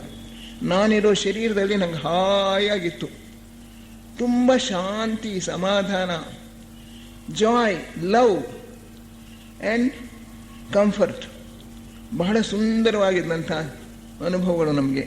ಆನಂದದ ಅನುಭವ, ಆನಂದ, ಪ್ರೇಮ, ಶಾಂತಿ, ಈ ಮೂರರ ಅನುಭವ ಆಗ್ತಾ ಇತ್ತು. ಆ ಹೊತ್ತಿಗೆ ಏನಾಯಿತು, ಡಾಕ್ಟ್ರುಗಳು ಏನು ಮಾಡ್ತಾ ಇದ್ದಾರೆ ಅದೆಲ್ಲ ನೋಡಿದ್ವಿ, ಅವ್ರ ಮಾತುಗಳೆಲ್ಲ ಕೇಳಿಸ್ತಾ ಇತ್ತು. ಸರಿ, ನನ್ನ ಶರೀರ ಅಲ್ಲಿ ಹೋಯ್ತಲ್ಲ ನನಗೆ ಅಂಥೇಳಿ ಒಂದು ನಿಮಿಷ ತುಂಬ ದುಃಖ ಆಯಿತು. ಅಯ್ಯೋ, ಇಷ್ಟು ದಿವಸ ನಾನಿದ್ದಂಥ ಶರೀರ ಹೋಯ್ತಲ್ಲ ಅಂತ ಒಂದು ಕ್ಷಣ ಅನ್ನಿಸ್ತು. ಆದರೆ ಕೂಡಲೇ ಈ ಶಾಂತಿ, ಆನಂದ ಇದು ಬಂದು ನನ್ನನ್ನು ಆವರಿಸ್ಕೊಂಡ್ಬಿಡ್ತು. ಜೊತೆಗೆ ಅಲ್ಲಿ ಸತ್ತ ನನ್ನ ಬಂಧುಗಳು, ಸ್ನೇಹಿತರು, ಇವರದ್ದೆಲ್ಲ ಒಂದು ಕ್ಷಣಿಕ ನೋಟ ನಾನು ನೋಡಿದೆ, ಅವರೆಲ್ಲ ಅಲ್ಲಿದ್ದದ್ದು ನೋಡಿದೆ. ಅಷ್ಟರಲ್ಲಿ ಒಂದು ಬೆಳಕಿನ ಜೀವಿ, ಎ ಬೀಯಿಂಗ್ ಆಫ್ ಲೈಟ್ ಅಂತಾರೆ ಅವರೆಲ್ಲರೂ. ಒಂದು ಬೆಳಕಿನ ಜೀವಿ, ಪೂರ್ತಿ ಬೆಳಕು, ಅದೇ ಕಣ್ಣು ಕೋರೈಸೋದೆಲ್ಲ. ಆ ಬೆಳಕಿನ ಜೀವಿ ಬಹಳ ಜ್ಞಾನಿಯಾಗಿದ್ದಂಗೆ ಅನ್ನಿಸ್ತು. ಫುಲ್ ಆಫ್ ಲವ್, ಪೂರ್ಣ ಪ್ರೇಮ ತುಂಬಿರುವ ಜೀವಿ ನಮ್ಮ ಹತ್ತಿರಕ್ಕೆ ಬಂತು. ಬಂದಾಗ ಆ ಬೆಳಕಿನ ಜೀವಿ ನನ್ನನ್ನು ಪ್ರಶ್ನೆ ಮಾಡುತ್ತೆ, ಈ ಒಂದು ಜನ್ಮದಲ್ಲಿ ನೀನು ಏನು ಸಾಧಿಸ್ದೆ? What is it that you have achieved? ಪ್ರಶ್ನೆ ಎಲ್ಲನೂ ಸಂವಾದ, ಮಾತುಗಳ ಮೂಲಕ ಅಲ್ಲ, ಯೋಚನೆಗಳ ಮೂಲಕ. ಆ ಯೋಚನೆ ಕಳಿಸುತ್ತೆ ಆ ಬೆಳಕಿನ ಜೀವಿ, ನೀನೇನು ಮಾಡಿದೆ ನಿನ್ನ ಜೀವನದಲ್ಲಿ, ನೀನು ಏನು ಸಾಧಿಸ್ದೆ? ಜಾರ್ಜ್ ರಿಚಿ ಅವನಿಗೆ ಇಂಥ ಅನುಭವ ಆದಾಗ ಹೇಳ್ತಾನೆ, ನಾನೇನು ಹೆಚ್ಚು ಸಾಧಿಸಿರಲಿಲ್ಲ. ಇವೇಸಿವ್ ಆನ್ಸರ್ಸ್, ಸುಮ್ಮನೆ ತಪ್ಪಿಸ್ಕೊಳ್ಳೋದಕ್ಕೆ ಏನೇನೋ ಉತ್ತರ ಕೊಟ್ಟೆ, ನಾನು ಇದು ಮಾಡಿದ್ದೀನಿ ಅದು ಮಾಡಿದ್ದೀನಿ ಅಂತ. ಆದರೆ ನನಗೆ ಗೊತ್ತಿತ್ತು ನನ್ನ ಹೃದಯದಲ್ಲಿ ನಾನೇನು ಮಾಡಿಲ್ಲ, ಅಂಥ ಸಾಧಿಸಿ ಏನು ದೊಡ್ಡ ಕೆಲಸ ಮಾಡಿಲ್ಲ ನಾನು ಅಂತ. ಆವಾಗ ಆ ಬೆಳಕಿನ ಜೀವಿ ಎಲ್ಲರನ್ನೂ ಕೇಳುತ್ತೆ, ಹೀಗೆ ನೀ ಏನು ಸಾಧಿಸ್ದೆ, ಆಮೇಲೆ ನಿನ್ನ ಜೀವನ ತೋರಿಸ್ತೀನಿ ನೋಡು ಅಂಥೇಳಿ ಅವನ ಮುಂದೆ ಲೈಫ್ ರಿವ್ಯೂ ಅಂತಾರೆ. ಅವನ ಆ ಜೀವನ ಪೂರ್ತಿ ಸಿನಿಮಾದಲ್ಲಿ ಹೋದಂಗೆ ಅವನ ಮುಂದೆ ಹೋಗುತ್ತಂತೆ. ಕೆಲವೇ ಕ್ಷಣಗಳಲ್ಲಿ ಅದರ ಮುಖ್ಯ ಘಟನೆಗಳನ್ನೆಲ್ಲ ಅವನು ನೋಡ್ತಾನೆ. ತಾನು ಹುಟ್ಟಿದ್ದು, ತನ್ನ ತಂದೆ ತಾಯಿ ಏನು ಮಾಡಿದ್ರು, ಅವರ ಭಾವನೆಗಳು ಹೇಗಿದ್ವು, ತಾನು ತನ್ನ ತಮ್ಮ ತಂಗಿಯವ್ರ ಜೊತೆಗೆಲ್ಲ ಹೇಗೆ ನಡ್ಕೊಂಡೆ, ಅವನ ಮದುವೆ, ಅವನ ವೃತ್ತಿ ಎಲ್ಲ ಒಂದು ಮುಖ್ಯವಾದ ಘಟನೆಗಳೆಲ್ಲ ಅವನ ದೃಶ್ಯ ಕಣ್ಮುಂದೆ ಹೋಗುತ್ತೆ. ಆಗ ಅವನು ತಾನು ಎಲ್ಲೆಲ್ಲಿ ತಪ್ಪು ಮಾಡಿದ್ದೀನಿ ಅನ್ನೋದು ಕೂಡ ಸ್ಪಷ್ಟವಾಗಿ ಗೋಚರವಾಗುತ್ತಂತೆ. ಅವನು ಎಲ್ಲಿ ಒಳ್ಳೆ ಕೆಲಸ ಮಾಡಿದ್ದೀನಿ ಅನ್ನೋದು ಗೋಚರವಾಗುತ್ತೆ. ಬೆಳಕಿನ ಜೀವಿನೂ ಇದನ್ನೆಲ್ಲ ನೋಡ್ತಾ ಇರ್ತಾನೆ. ಆಮೇಲೆ ಇವನು ತಪ್ಪು ಮಾಡಿದ ಕಡೆ ಸುಮ್ಮನೆ ಇವನ ಕಡೆ ಅರ್ಥಗರ್ಭಿತವಾಗಿ ನೋಡ್ತಾನಂತೆ ಬೆಳಕಿನ ಜೀವಿ. ಆದರೆ ಇವನನ್ನು ನಿಂದಿಸೋಲ್ಲ, ನೀ ತಪ್ಪು ಮಾಡಿದೆ ಅಂತ ಹೇಳಿ ಅವನನ್ನು ಬೈಯಲ್ಲ. ಪೂರ್ತಿ understanding, full of understanding and love, ಎಲ್ಲ ಪೂರ್ಣವಾಗಿ ಇವನ ಮನಸ್ಸನ್ನೆಲ್ಲ ಆಳವನ್ನೆಲ್ಲ ಅರ್ಥ ಮಾಡಿಕೊಂಡು ಪ್ರೇಮವನ್ನೇ ವರ್ಷಿಸ್ತಾ ಇದ್ದಾನೇನೋ, ಕರುಣೆಯನ್ನೇ ವರ್ಷಿಸ್ತಾ ಇದ್ದಾನೇನೋ ಅನ್ನೋ ತರಹ ಇರುತ್ತೆ ಅವನ ದೃಷ್ಟಿ, ಅವನ ನೋಟ, ಅಥವಾ ಅವನಿಂದ ಬರೋ ಒಂದು ಯೋಚನೆ. ಆಗ ಬೆಳಕಿನ ಜೀವಿ, ಇಲ್ಲಿ ತಪ್ಪಿದೆಯಾ ಅಲ್ವಾ, ನೀ ತಪ್ಪು ಮಾಡಿದೆಯಾ ಅಲ್ವಾ, ಅರ್ಥ ಆಯ್ತಾ, ಆದರೆ ನೀ ಕಲಿತಾ ಇದೀಯಾ, ಇನ್ನು ಮುಂದೆ ಕಲಿತೀಯಾ, ಈಗ ತಿಳ್ಕೊಂಡೆ ಅಲ್ವಾ ನೀ ಮಾಡಿದ ತಪ್ಪು ಅಂತ, ಮುಂದಕ್ಕೆ ಹೋಗೋಣ ಅಂತ. ಒಬ್ಬ ಬಿಷಪ್ಪು ಪಾದ್ರಿ, ಅವನಿಗೇನಾಯಿತು ಅನುಭವ, ಇಂಥ ಅನುಭವ. ಅವನು ಒಂದು ಸರ್ಮನ್ ಕೊಡುವಾಗ, ಒಂದು ಚರ್ಚ್ನಲ್ಲಿ ಉಪದೇಶ ನೀಡ್ತಾ ಇರುವಾಗ, ಥಿಯಾಲಜಿನಿ ಏನು ಹೇಳಿದೆ, ಕ್ರಿಶ್ಚಿಯನ್ ಥಿಯಾಲಜಿನಿ ನರಕದ ಭಯಂಕರ ವರ್ಣನೆ ಎಲ್ಲ ಹೇಳ್ತಾ ಇರ್ತಾನಂತೆ. ಶಾಶ್ವತ ನರಕದ್ದು. ಒಬ್ಬ 4 ವರ್ಷದ ಹುಡುಗ ಆ ವರ್ಣನೆ ಕೇಳಿ ಥರ ನಡುಗ್ತಾ ಇದ್ದಾನೆ. ಆ ಪಾದ್ರಿ ಅದನ್ನು ಗಮನಿಸಿಲ್ಲ. ಅವನು ತನ್ನ ವರ್ಣನೆಯನ್ನು ಮುರಿದೋರಿಸ್ಕೊಂಡು ಹೋಗ್ತಾನೆ. ನೀವು ಪಾಪ ಮಾಡಿದ್ರೆ ಶಾಶ್ವತ ನರಕದಲ್ಲಿ ಹೇಗಿರ್ತೀರಿ ಅಂತ. ಇದನ್ನೆಲ್ಲ ಬೆಳಕಿನ ಜೀವಿ ಆ ದೃಶ್ಯ ತೋರಿಸ್ತಾನೆ. ನಿಂಗೆ ತೋರಿಸ್ಬಿಟ್ಟ ಮೇಲೆ ನೀನು ಇಂಥ ಉಪದೇಶ ಇನ್ಮೇಲೆ ಮಾಡೋಲ್ಲ ಅಲ್ವಾ. ಆ ಹುಡುಗ ನೋಡು ಹೆಂಗೆ ನಡುಗ್ತಾ ಇದ್ದಾನೆ, ಭಯ ಆಗಿ ಹೆಂಗೆ ನಡುಗ್ತಾ ಇದ್ದಾನೆ ಅಂತ ತೋರಿಸಿದಾಗ ಪಾದ್ರಿಗೆ ಬಹಳ ತುಂಬ ಖೇದವಾಯಿತು. ಅವನಂತಾನೆ, ಕ್ರೈಸ್ಟ್ಗೆ ಪ್ರಿಯವಾಗತ್ತೆ ಅಂತ ಹೇಳಿ ನಾನು ಈ ರೀತಿ ಬೋಧೆಗಳನ್ನು ನೀಡ್ತಾ ಇದ್ದೆ, ಆದರೆ ನನ್ನ ಬೋಧೆಗಳು ಕ್ರಿಸ್ತನಿಗೆ ಪ್ರಿಯವಾಗೋಲ್ಲ ಅಂತ ಈಗಲೇ ನಂಗೆ ಗೊತ್ತಾದದ್ದು ಅಂತ ಹೇಳ್ತಾನಂತೆ. ಹೀಗೆ ಪ್ರತಿಯೊಬ್ಬರಿಗೂ ಅವರವರ ತಪ್ಪುಗಳು ಅರಿವಾಗತ್ತೆ ಬೆಳಕಿನ ಜೀವಿಯ ಜೊತೆಗೆ ಜೀವನ ವಿಮರ್ಶೆ ಮಾಡುವಾಗ.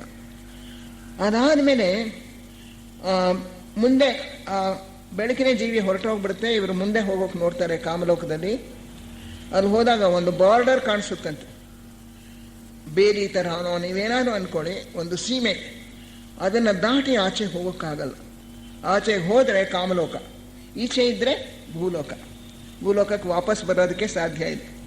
ಆ ಒಂದು ಬಾರ್ಡರ್ ಹತ್ರ ಬಂದಾಗ ಯಾರ್ಯಾರು ಸಾವನಿಂಚಿನ ಹಿಂದಿರುಗಿ ಬಂದರು ಅವರೆಲ್ಲ ಹೇಳೋದು, ಆ ಬಾರ್ಡರ್ ಹತ್ರ ಹೋದಾಗ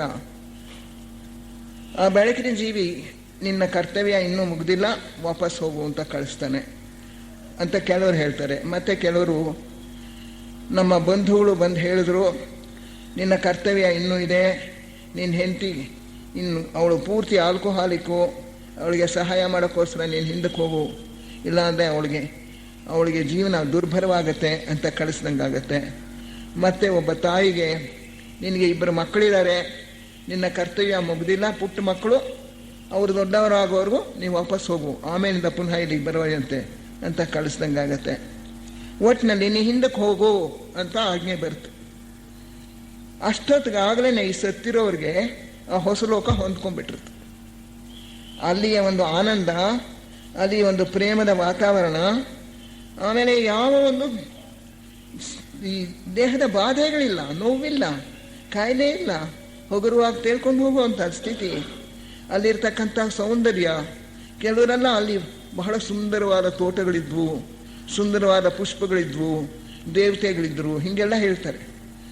ಇಂಥ ಎಲ್ಲ ಒಂದು ಚೆನ್ನಾಗಿರೋ ಒಂದು ಲೋಕ, ಆನಂದದಿಂದ ಶಾಂತಿಯಿಂದ ತುಂಬಿರೋ ಲೋಕ ಬಿಟ್ಟು ಯಾಕೆ ಹಿಂದಕ್ಕೆ ಹೋಗಬೇಕು? ಆ ದೇಹದಲ್ಲಿ ಬರೀ ಬಾಧೆ, ತಿರ್ಗಾ ಕಷ್ಟಗಳು, ತಿರ್ಗಾ ಸಮಸ್ಯೆಗಳು, ಚೆನ್ನಾಗಿದೆಯಲ್ಲ ಇಲ್ಲೇ ಇದ್ಬಿಡೋಣ ಅಂತ ಅನಿಸುತ್ತೆ. ಒಬ್ಬ 4 ವರ್ಷದ ಹುಡುಗ, ಪುಟ್ಟ ಹುಡುಗ, ಅವನ ಮೇಲೆ ಇಷ್ಟು ಎತ್ತರದಲ್ಲಿ ಉಯ್ಯಾಲೆ ಆಡ್ತಾ ಇದ್ದಾಗ ಅವನ ಅಣ್ಣನ ಜೊತೆಲಿ ಇದಕ್ಕಿದ್ದಂಗೆ ಕೆಳಗೆ ಬಿದ್ದು ಬಿಡ್ತಾನೆ. ಇಬ್ಬರು ಬಿದ್ದು ಹೋಗ್ಬಿಡ್ತಾರೆ. ಆ ಬಿದ್ದು ಹೋಗ್ಬಿಟ್ಟಾಗ ಚಿಕ್ಕ ಹುಡುಗನ ಮೇಲೆ ದೊಡ್ಡ ಹುಡುಗ ಬಿದ್ದುಬಿಟ್ಟು ಅವನಿಗೆ ಪ್ರಜ್ಞೆ ಪೂರ್ತಿ ತಪ್ಪೋಗುತ್ತೆ. ಸತ್ತೋದಂಗೆ ಆಗ್ಬಿಟ್ಟಿರುತ್ತೆ. ಅವನಿಗೇನು ಅರ್ಥ, ಅವನ ಬಿದ್ದುಬಿಟ್ಟ ಮೇಲೆ ಪ್ರಜ್ಞೆ ತಪ್ಪಿಬಿಟ್ಟಾಗ ಅವನಿಗೇನು ಅನುಭವ ಆಗುತ್ತೆ ಅಂದರೆ, ತಾನು ಒಂದು ಬಹಳ ಸುಂದರವಾದ ತೋಟದಲ್ಲಿದ್ದ ಹಾಗೆ, ಅಲ್ಲಿ ಬೇಕಾದಷ್ಟು ದೇವತೆಗಳಿದ್ದ ಹಾಗೆ ಅವನಿಗನ್ಸುತ್ತೆ. ಆ ಜಾಗವನ್ನು ಬಿಟ್ಟು ಅವನಿಗೆ ಬರೋಕ್ಕೆ ಮನಸ್ಸಿರಲ್ಲ. ನೀ ಹಿಂದಕ್ಕೆ ಹೋಗು ಅಂತ ಹೇಳಿದಾಗ, ನನಗೆ ಬೇಡ, ನಾನು ಇಲ್ಲೇ ಇರ್ತೀನಿ ಅಂತಾನಂತೆ. ಆವಾಗ ಬೆಳಕಿನ ಜೀವಿ, ನೋಡಲಿ ನಿಮ್ಮ ತಂದೆ ಎಷ್ಟು ಶೋಕ ಪಡ್ತಾ ಇದ್ದಾನೆ, ನೀನು ಸತ್ತೋಗ್ಬಿಟ್ಟೆ ಅಂತ ಹೇಳಿ ಅವನು ಎಷ್ಟು ಒದ್ದಾಡ್ತಾ ಇದ್ದಾನೆ, ಎಷ್ಟು ಶೋಕದಲ್ಲಿದ್ದಾನೆ, ನೀ ಹಿಂದಕ್ಕೆ ಹೋಗಪ್ಪ, ನಿನ್ನ ಆಯುಸ್ಸು ಇನ್ನೂ ಮುಗಿದಿಲ್ಲ ಅಂತ ಹೇಳಿ ಹಿಂದಕ್ಕೆ ಕಳಿಸಿದಾಗ ಕಣ್ಣು ಬಿಡ್ತಾನಂತೆ. ಅವ್ರ ತಂದೆಗೆ ತುಂಬ ಸಂತೋಷ ಆಗಿಬಿಡುತ್ತೆ. ಅವನು ಹೇಳ್ತಾನೆ, ಹೀಗೆ ನಾನು 4 ವರ್ಷದ ಹುಡುಗ ಆಗಿದ್ದಾಗ ನನಗೆ ಇಂಥ ಅನುಭವ ಆಯಿತು. ಆ ಬೆಳಕಿನ ಜೀವಿ ನಿಮ್ಮ ತಂದೆಗೋಸ್ಕರ ನಿನ್ನನ್ನು ಹಿಂದಕ್ಕೆ ಕಳಿಸಿದ್ದೀನಿ ಅಂತ ಹಿಂದೆ ಕಳಿಸ್ಬಿಟ್ಟ. ಆ ಲೋಕ ತುಂಬ ಚೆನ್ನಾಗಿತ್ತು, ಅಲ್ಲಿಂದ ಬರೋಕ್ಕೆ ನಂಗೆ ಮನಸ್ಸಿರಲಿಲ್ಲ ಅಂತ. ಇನ್ನೊಬ್ಬ ಸುಮಾರಾಗಿ ವಯಸ್ಸಾಗಿದ್ದವನು, ಮಧ್ಯ ವಯಸ್ಕ, ಅವನಿಗೆ ಆ ಬೆಳಕಿನ ಜೀವಿ, ಅವನು ಸಾಯೋದಕ್ಕೆ ಮುಂಚೆ ಬೆಳಕಿನ ಜೀವಿ ಬಂದು ನಿನ್ನ ಕರ್ಕೊಂಡು ಹೋಗ್ತಾ ಇದ್ದೀನಿ, ಈ ಆಪರೇಷನ್ ಆದಮೇಲೆ ನಿನಗೆ ಜ್ಞಾನ ಬರಲ್ಲ, ಒಂದು ದೊಡ್ಡ ಆಪರೇಷನ್ ಆಗಬೇಕಾಗಿತ್ತು, ಈ ಆಪರೇಷನ್ ಆದಮೇಲೆ ನೀನು ಸತ್ತೋಗ್ತೀಯ, ನಿನಗೆ ಪುನಃ ಜ್ಞಾನ ಬರಲ್ಲ, ಅದನ್ನು ನಿನಗೆ ಮೊದಲೇ ವಾರ್ನ್ ಮಾಡೋಣ, ಎಚ್ಚರಿಕೆ ಕೊಡೋಣ ಅಂತ ನಾನು ಬಂದೆ ಇವಾಗ ಅಂತ ಹೇಳಿಬಿಟ್ಟು, ನೀನು ಆಪರೇಷನ್ ಆದಮೇಲೆ ನೀನು ಇಂಥ ಒಂದು ವಾರ್ನಲ್ಲಿ ಹಾಕ್ತಾರೆ, ಈ ಮಂಚದ ಮೇಲೆ ನಿನ್ನ ಮಲಗಿಸ್ತಾರೆ ಅಂತೆಲ್ಲ ಆ ರೂಮ್ಗೂ ಕರ್ಕೊಂಡೋಗಿ ತೋರಿಸಿರ್ತಾನೆ ಸಾಯೋಕ್ಕೆ ಮೊದಲು. ಆಮೇಲೆ ಬೆಳಕಿನ ಜೀವಿ ಮಾಯ ಆಗಿರ್ತಾನೆ. ಸರಿ, ಇವನಿಗೆ ಆಸ್ಪತ್ರೆಯಲ್ಲಿ ಎಲ್ಲ ಡಾಕ್ಟರ್ಸ್ ಎಲ್ಲ ಬಂದು ಅವನ ಆಪರೇಷನ್ಗೆ ಎಲ್ಲ ಕರ್ಕೊಂಡು ಹೋಗಬೇಕು. ಆವಾಗ ಅವನಿಗೆ ಅನಿಸುತ್ತೆ, ಆ ಬೆಳಕಿನ ಜೀವಿ ಎಷ್ಟು ಶಾಂತಿಯಿಂದ, ಎಷ್ಟು ಪ್ರೇಮದಿಂದ ಕೂಡಿದ್ದ, ಸತ್ತರೂ ಪರವಾಗಿಲ್ಲ ಅಂತ ಸಮಾಧಾನವಾಗೇ ಇರ್ತಾನೆ. ನನ್ನ ಹೆಂಡತಿಗೆ ಒಂದು ಕಾಗದ ಬರೆದು ಬಿಡ್ತೀನಿ, ಅವ್ರ ಗಂಡ ಹೆಂಡತಿ ಒಂದು ಮಗುವನ್ನು ಅಡಾಪ್ಟ್ ಮಾಡ್ಕೊಂಡಿರ್ತಾರೆ, ಒಬ್ಬ ಹುಡುಗ. ಆ ಹುಡುಗ ತುಂಬ ಒಂದು ವೇವರ್ಡ್, ಅಂದರೆ ಸರಿಯಾದ ಒಳ್ಳೆ ಚಾಳಿ ಇರಲಿಲ್ಲ, ಕೆಲವು ಕೆಟ್ಟ ಸಹವಾಸಗಳಿಗೆ ಬಿದ್ದುಬಿಟ್ಟಿದ್ದಾನೆ. ಅವನಿಗೆ ಮಾರ್ಗದರ್ಶನ ಮಾಡೋರು ಯಾರೂ ಇರಲ್ಲ, ತಾನು ಹೋಗ್ಬಿಟ್ರೆ ಅವನನ್ನು ದಾರಿಗೆ ತರೋರು ಯಾರು ಅಂತ ಅವನಿಗೆ ಒಂದು ಅನುಮಾನ ಬಂದ್ಬಿಡುತ್ತೆ. ನನ್ನ ಹೆಂಡತಿ ಕೈಲಿ ಕೆಲಸ ಆಗಲ್ಲ, ಆ ಹುಡುಗ ಹಾಳಾಗಿ ಹೋಗ್ಬಿಡ್ತಾನಲ್ಲ ಅನ್ನೋ ಯೋಚನೆ ಬಂದಾಗ ಹೆಂಡತಿಗೆ ಕಾಗದ ಬರೀತಾ ಇರ್ತಾನೆ. ಕಣ್ಣಲ್ಲಿ ನೀರು ತುಂಬ್ಕೊಂಡ್ಬಿಡುತ್ತೆ. ಅವನು ಹೇಗೆ ನೋಡ್ಕೋಬೇಕು ಆ ಸಾಕು ಮಗನ್ನ ಅಂತೆಲ್ಲ ಹೇಳ್ತಾ ಬರೀತಾ ಇದ್ದಾಗ ಕಣ್ಣಲ್ಲಿ ನೀರು ತುಂಬ್ಕೊಂಡ್ಬಿಡುತ್ತೆ, ಅಳೋಕ್ಕೆ ಶುರು ಮಾಡಿಬಿಡ್ತಾನೆ. ಆಗ ಬೆಳಕಿನ ಜೀವಿ ಇವನಿಗೆ ವಾರ್ನ್ ಮಾಡೋಕ್ಕೆ ಎಚ್ಚರಿಕೆ ಕೊಟ್ಟಿತ್ತಲ್ಲ, ಕರ್ಕೊಂಡು ಹೋಗ್ತೀನಿ ನಿನ್ನ, ನೀ ಸಾಯ್ತೀಯಾ ಅಂತ ಹೇಳಿದ್ನಲ್ಲ. ಬೆಳಕಿನ ಜೀವಿ ತಿರ್ಗಾ ಕಾಣಿಸ್ಕೊಂಡು, ನನ್ನ ಜೊತೆಗೆ ಮರೋಕ್ಕೆ ನೀ ಸಿದ್ಧವಾಗಿದ್ದೆ, ಈಗ ಯಾಕೆ ಕಳ್ತಾ ಇದೀಯಾ ಅಂತ ಕೇಳ್ತು. ಇಲ್ಲ, ನಾವು ನಮ್ಮ ಸಾಕು ಮಗನಿಗೆ ಯಾರು ಮಾರ್ಗದರ್ಶನ ಮಾಡೋರಿಲ್ಲ, ಅವನು ಹಾಳಾಗಿ ಹೋಗ್ತಾನಲ್ಲ ಅಂತ ದುಃಖ ಬಂತು ನನಗೆ ಅಂತ. ಸರಿ, ನೀನು ನಿನಗೋಸ್ಕರ ಬದುಕಬೇಕು ಅಂತ ಕೇಳ್ತಾ ಇಲ್ಲ, ನಿನ್ನ ಸಾಕು ಮಗನ್ನ ಸರಿಯಾಗಿ ಬೆಳೆಸಬೇಕು ಅಂತ, ತಿರ್ಗಾ ಬದುಕಬೇಕು ಅಂತ ಆಸೆ ಪಡ್ತಾ ಇದೆಯಾ, ಆಗಲಿ, ನಿನಗೆ ಜೀವದಾನ ಮಾಡಿದ್ದೀವಿ, ಹೋಗು. ನಿನ್ನ ಸಾಕು ಮಗ ದೊಡ್ಡವನಾಗೋವರೆಗೂ ನೀನು ತಿರ್ಗಾ ಬದುಕಿರ್ತೀಯ, ಅದಾದಮೇಲೆ ಕರ್ಕೊಂಡು ಹೋಗ್ತೀನಿ, ಗೊತ್ತಾಯ್ತಾ ಅಂತ ಹೇಳಿಬಿಟ್ಟು ಮಾಯ ಆಗ್ಬಿಡುತ್ತೆ. ತುಂಬ ಕಾಂಪ್ಲಿಕೇಟೆಡ್ ಆಪರೇಷನ್, ಡಾಕ್ಟರ್ಗಳು ಹೇಳಿರ್ತಾರೆ ಅವ್ನು ಸಾಯೋದು, ಮುಕ್ಕಾಲು ಸತ್ತೋಗ್ತಾನೆ ಆಪರೇಷನ್ ಥಿಯೇಟ್ರ್ ಮೇಲೆ ಅಂತ. Operation successful. ಆಮೇಲಿಂದ ಪೇಷಂಟನ್ನು ಕರ್ಕೊಂಬಂದು ಹಾಕ್ತಾರೆ. ಏನು ಯಂತ್ರಗಳು, ಇನ್ನೊಂದು ಮತ್ತೊಂದು, ಏನೂ ಬೇಕಾಗಲ್ಲ, ಹಾರ್ಟ್ ಲೆಗ್ ಮಿಷಿನ್ನು ಎಲ್ಲ ರೆಡಿ ಮಾಡಿರ್ತಾರೆ, ಏನೂ ಬೇಕಾಗಲ್ಲ, ಸುಖವಾಗಿ ಅವನಿಗೆ ವಾಸಿ ಆಗ್ಬಿಡುತ್ತೆ. ಆವಾಗ ಅವನಿಗೆ ಗೊತ್ತಿತ್ತು, ಬೆಳಕಿನ ಜೀವಿ ಪುನಃ ನನ್ನ ಜೀವನ ಕೊಟ್ಟು ಕಳಿಸಿದ್ದಾನೆ, ಆದ್ದರಿಂದ ನಾನು ಸಾಯೋಲ್ಲ ಅನ್ನೋದು ನಂಬಿಕೆ ಇತ್ತು. ಅದನ್ನು ಆಮೇಲೆ ಈ ಅನುಭವ ಎಲ್ಲ ತನ್ನ ಹೆಂಡತಿಗೆ ಹೇಳ್ತಾನೆ. ಹೀಗೆ ಅಂಥ ಅನೇಕ ಅನುಭವಗಳು.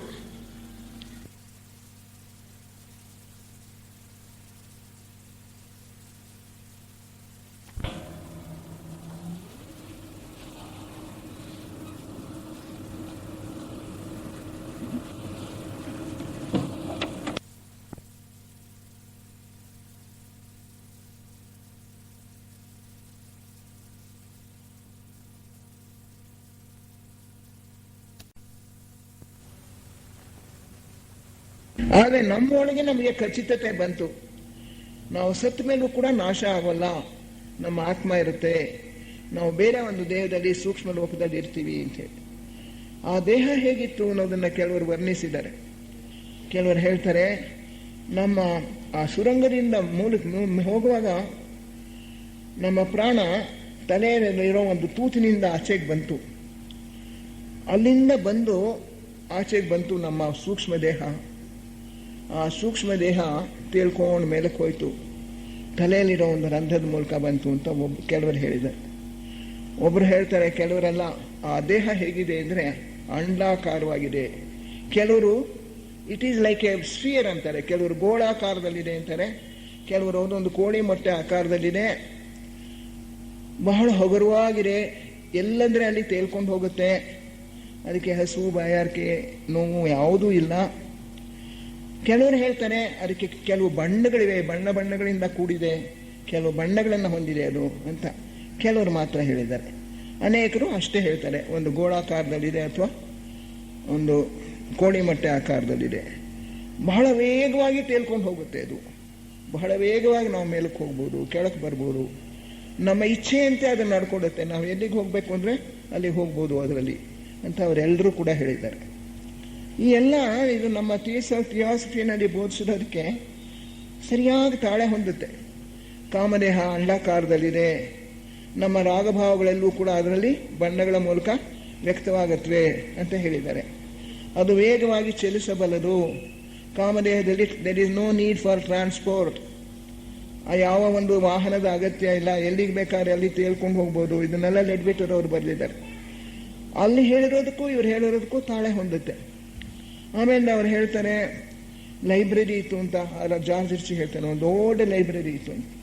ಅದನ್ನ ಲೆಡ್ಬಿಟರ್ ಅವರು ಬರೆದಿದ್ದಾರೆ. ಬೇಕಾದಷ್ಟು ಲೈಬ್ರರಿಗಳಿವೆ, ಪಾಠಶಾಲೆಗಳು, ಅಂದರೆ ನಮಗೆ ಉಪನ್ಯಾಸಗಳು ಅದೆಲ್ಲ ನಡೀತಾ ಇರುತ್ತೆ, ಅಲ್ಲಿ ಕೇಳಿಸ್ಕೋಬೋದು, ಗಂಧರ್ವರು ಇರ್ತಾರೆ, ಹಾಡ್ತಾ ಇರ್ತಾರೆ, ಸಂಗೀತ ಕಲಿಬೋದು, ಲೈಬ್ರರಿಗಳಲ್ಲಿ ಕೂತ್ಕೊಂಡು ಓದ್ಬೋದು. ಇದೆಲ್ಲ ಲೆಡ್ಬಿಟರ್ ಅವರು ಹೇಳಿದ್ದಾರೆ.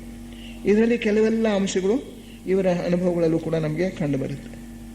ಆಮೇಲೆ ನಾವು ಹೇಳ್ತಾನಲ್ಲ ಜಾರ್ಜ್ ರಿಚಿ, ಸೂಕ್ಷ್ಮ ದೇಹ ಒಂದರಲ್ಲಿ ಸೂಕ್ಷ್ಮ ಲೋಕ, ಮೂರನೇ ಲೋಕಕ್ಕೆ ಹೋದಾಗ ಅಲ್ಲಿ ಅನೇಕ ಬೆಳಕಿನ ಜೀವಿಗಳಿದ್ರು ಅಂತ. ಪ್ರಾಯಶಃ ಅನೇಕ ಮಾಸ್ಟರ್ಸ್ ಇವರೆಲ್ಲ ಇರುವಂತಹ ಕಾರಣ ದೇಹದ ಒಂದು ಕ್ಷಣಿಕ ನೋಟ ಅವನಿಗೆ ಲಭಿಸಿರಬಹುದೇನೋ. ಇಂತಹ ಅನೇಕ ಸಂಗತಿಗಳು ಈ ಸಂಶೋಧನೆಗಳಿಂದ ಹೊರಪಡ್ತಾ ಇವೆ. ಇದನ್ನೆಲ್ಲ ನಾವು ಓದಿದಾಗ ಥಿಯಾಸಫಿಯ ಬೋಧೆ ನಮಗೆ ಎಷ್ಟು ಸ್ಪಷ್ಟವಾಗಿ ಈ ಸಂಗತಿಗಳನ್ನೆಲ್ಲ ತಿಳಿಸಿದ್ದಾರೆ ಅಂತ ಹೇಳಿ ಹೆಮ್ಮೆ ಆಗುತ್ತೆ. ಮತ್ತು ಅವರ ಬಗ್ಗೆ ನಮಗೆ ಕೃತಜ್ಞತೆಯೂ ಕೂಡ ಮೂಡುತ್ತೆ.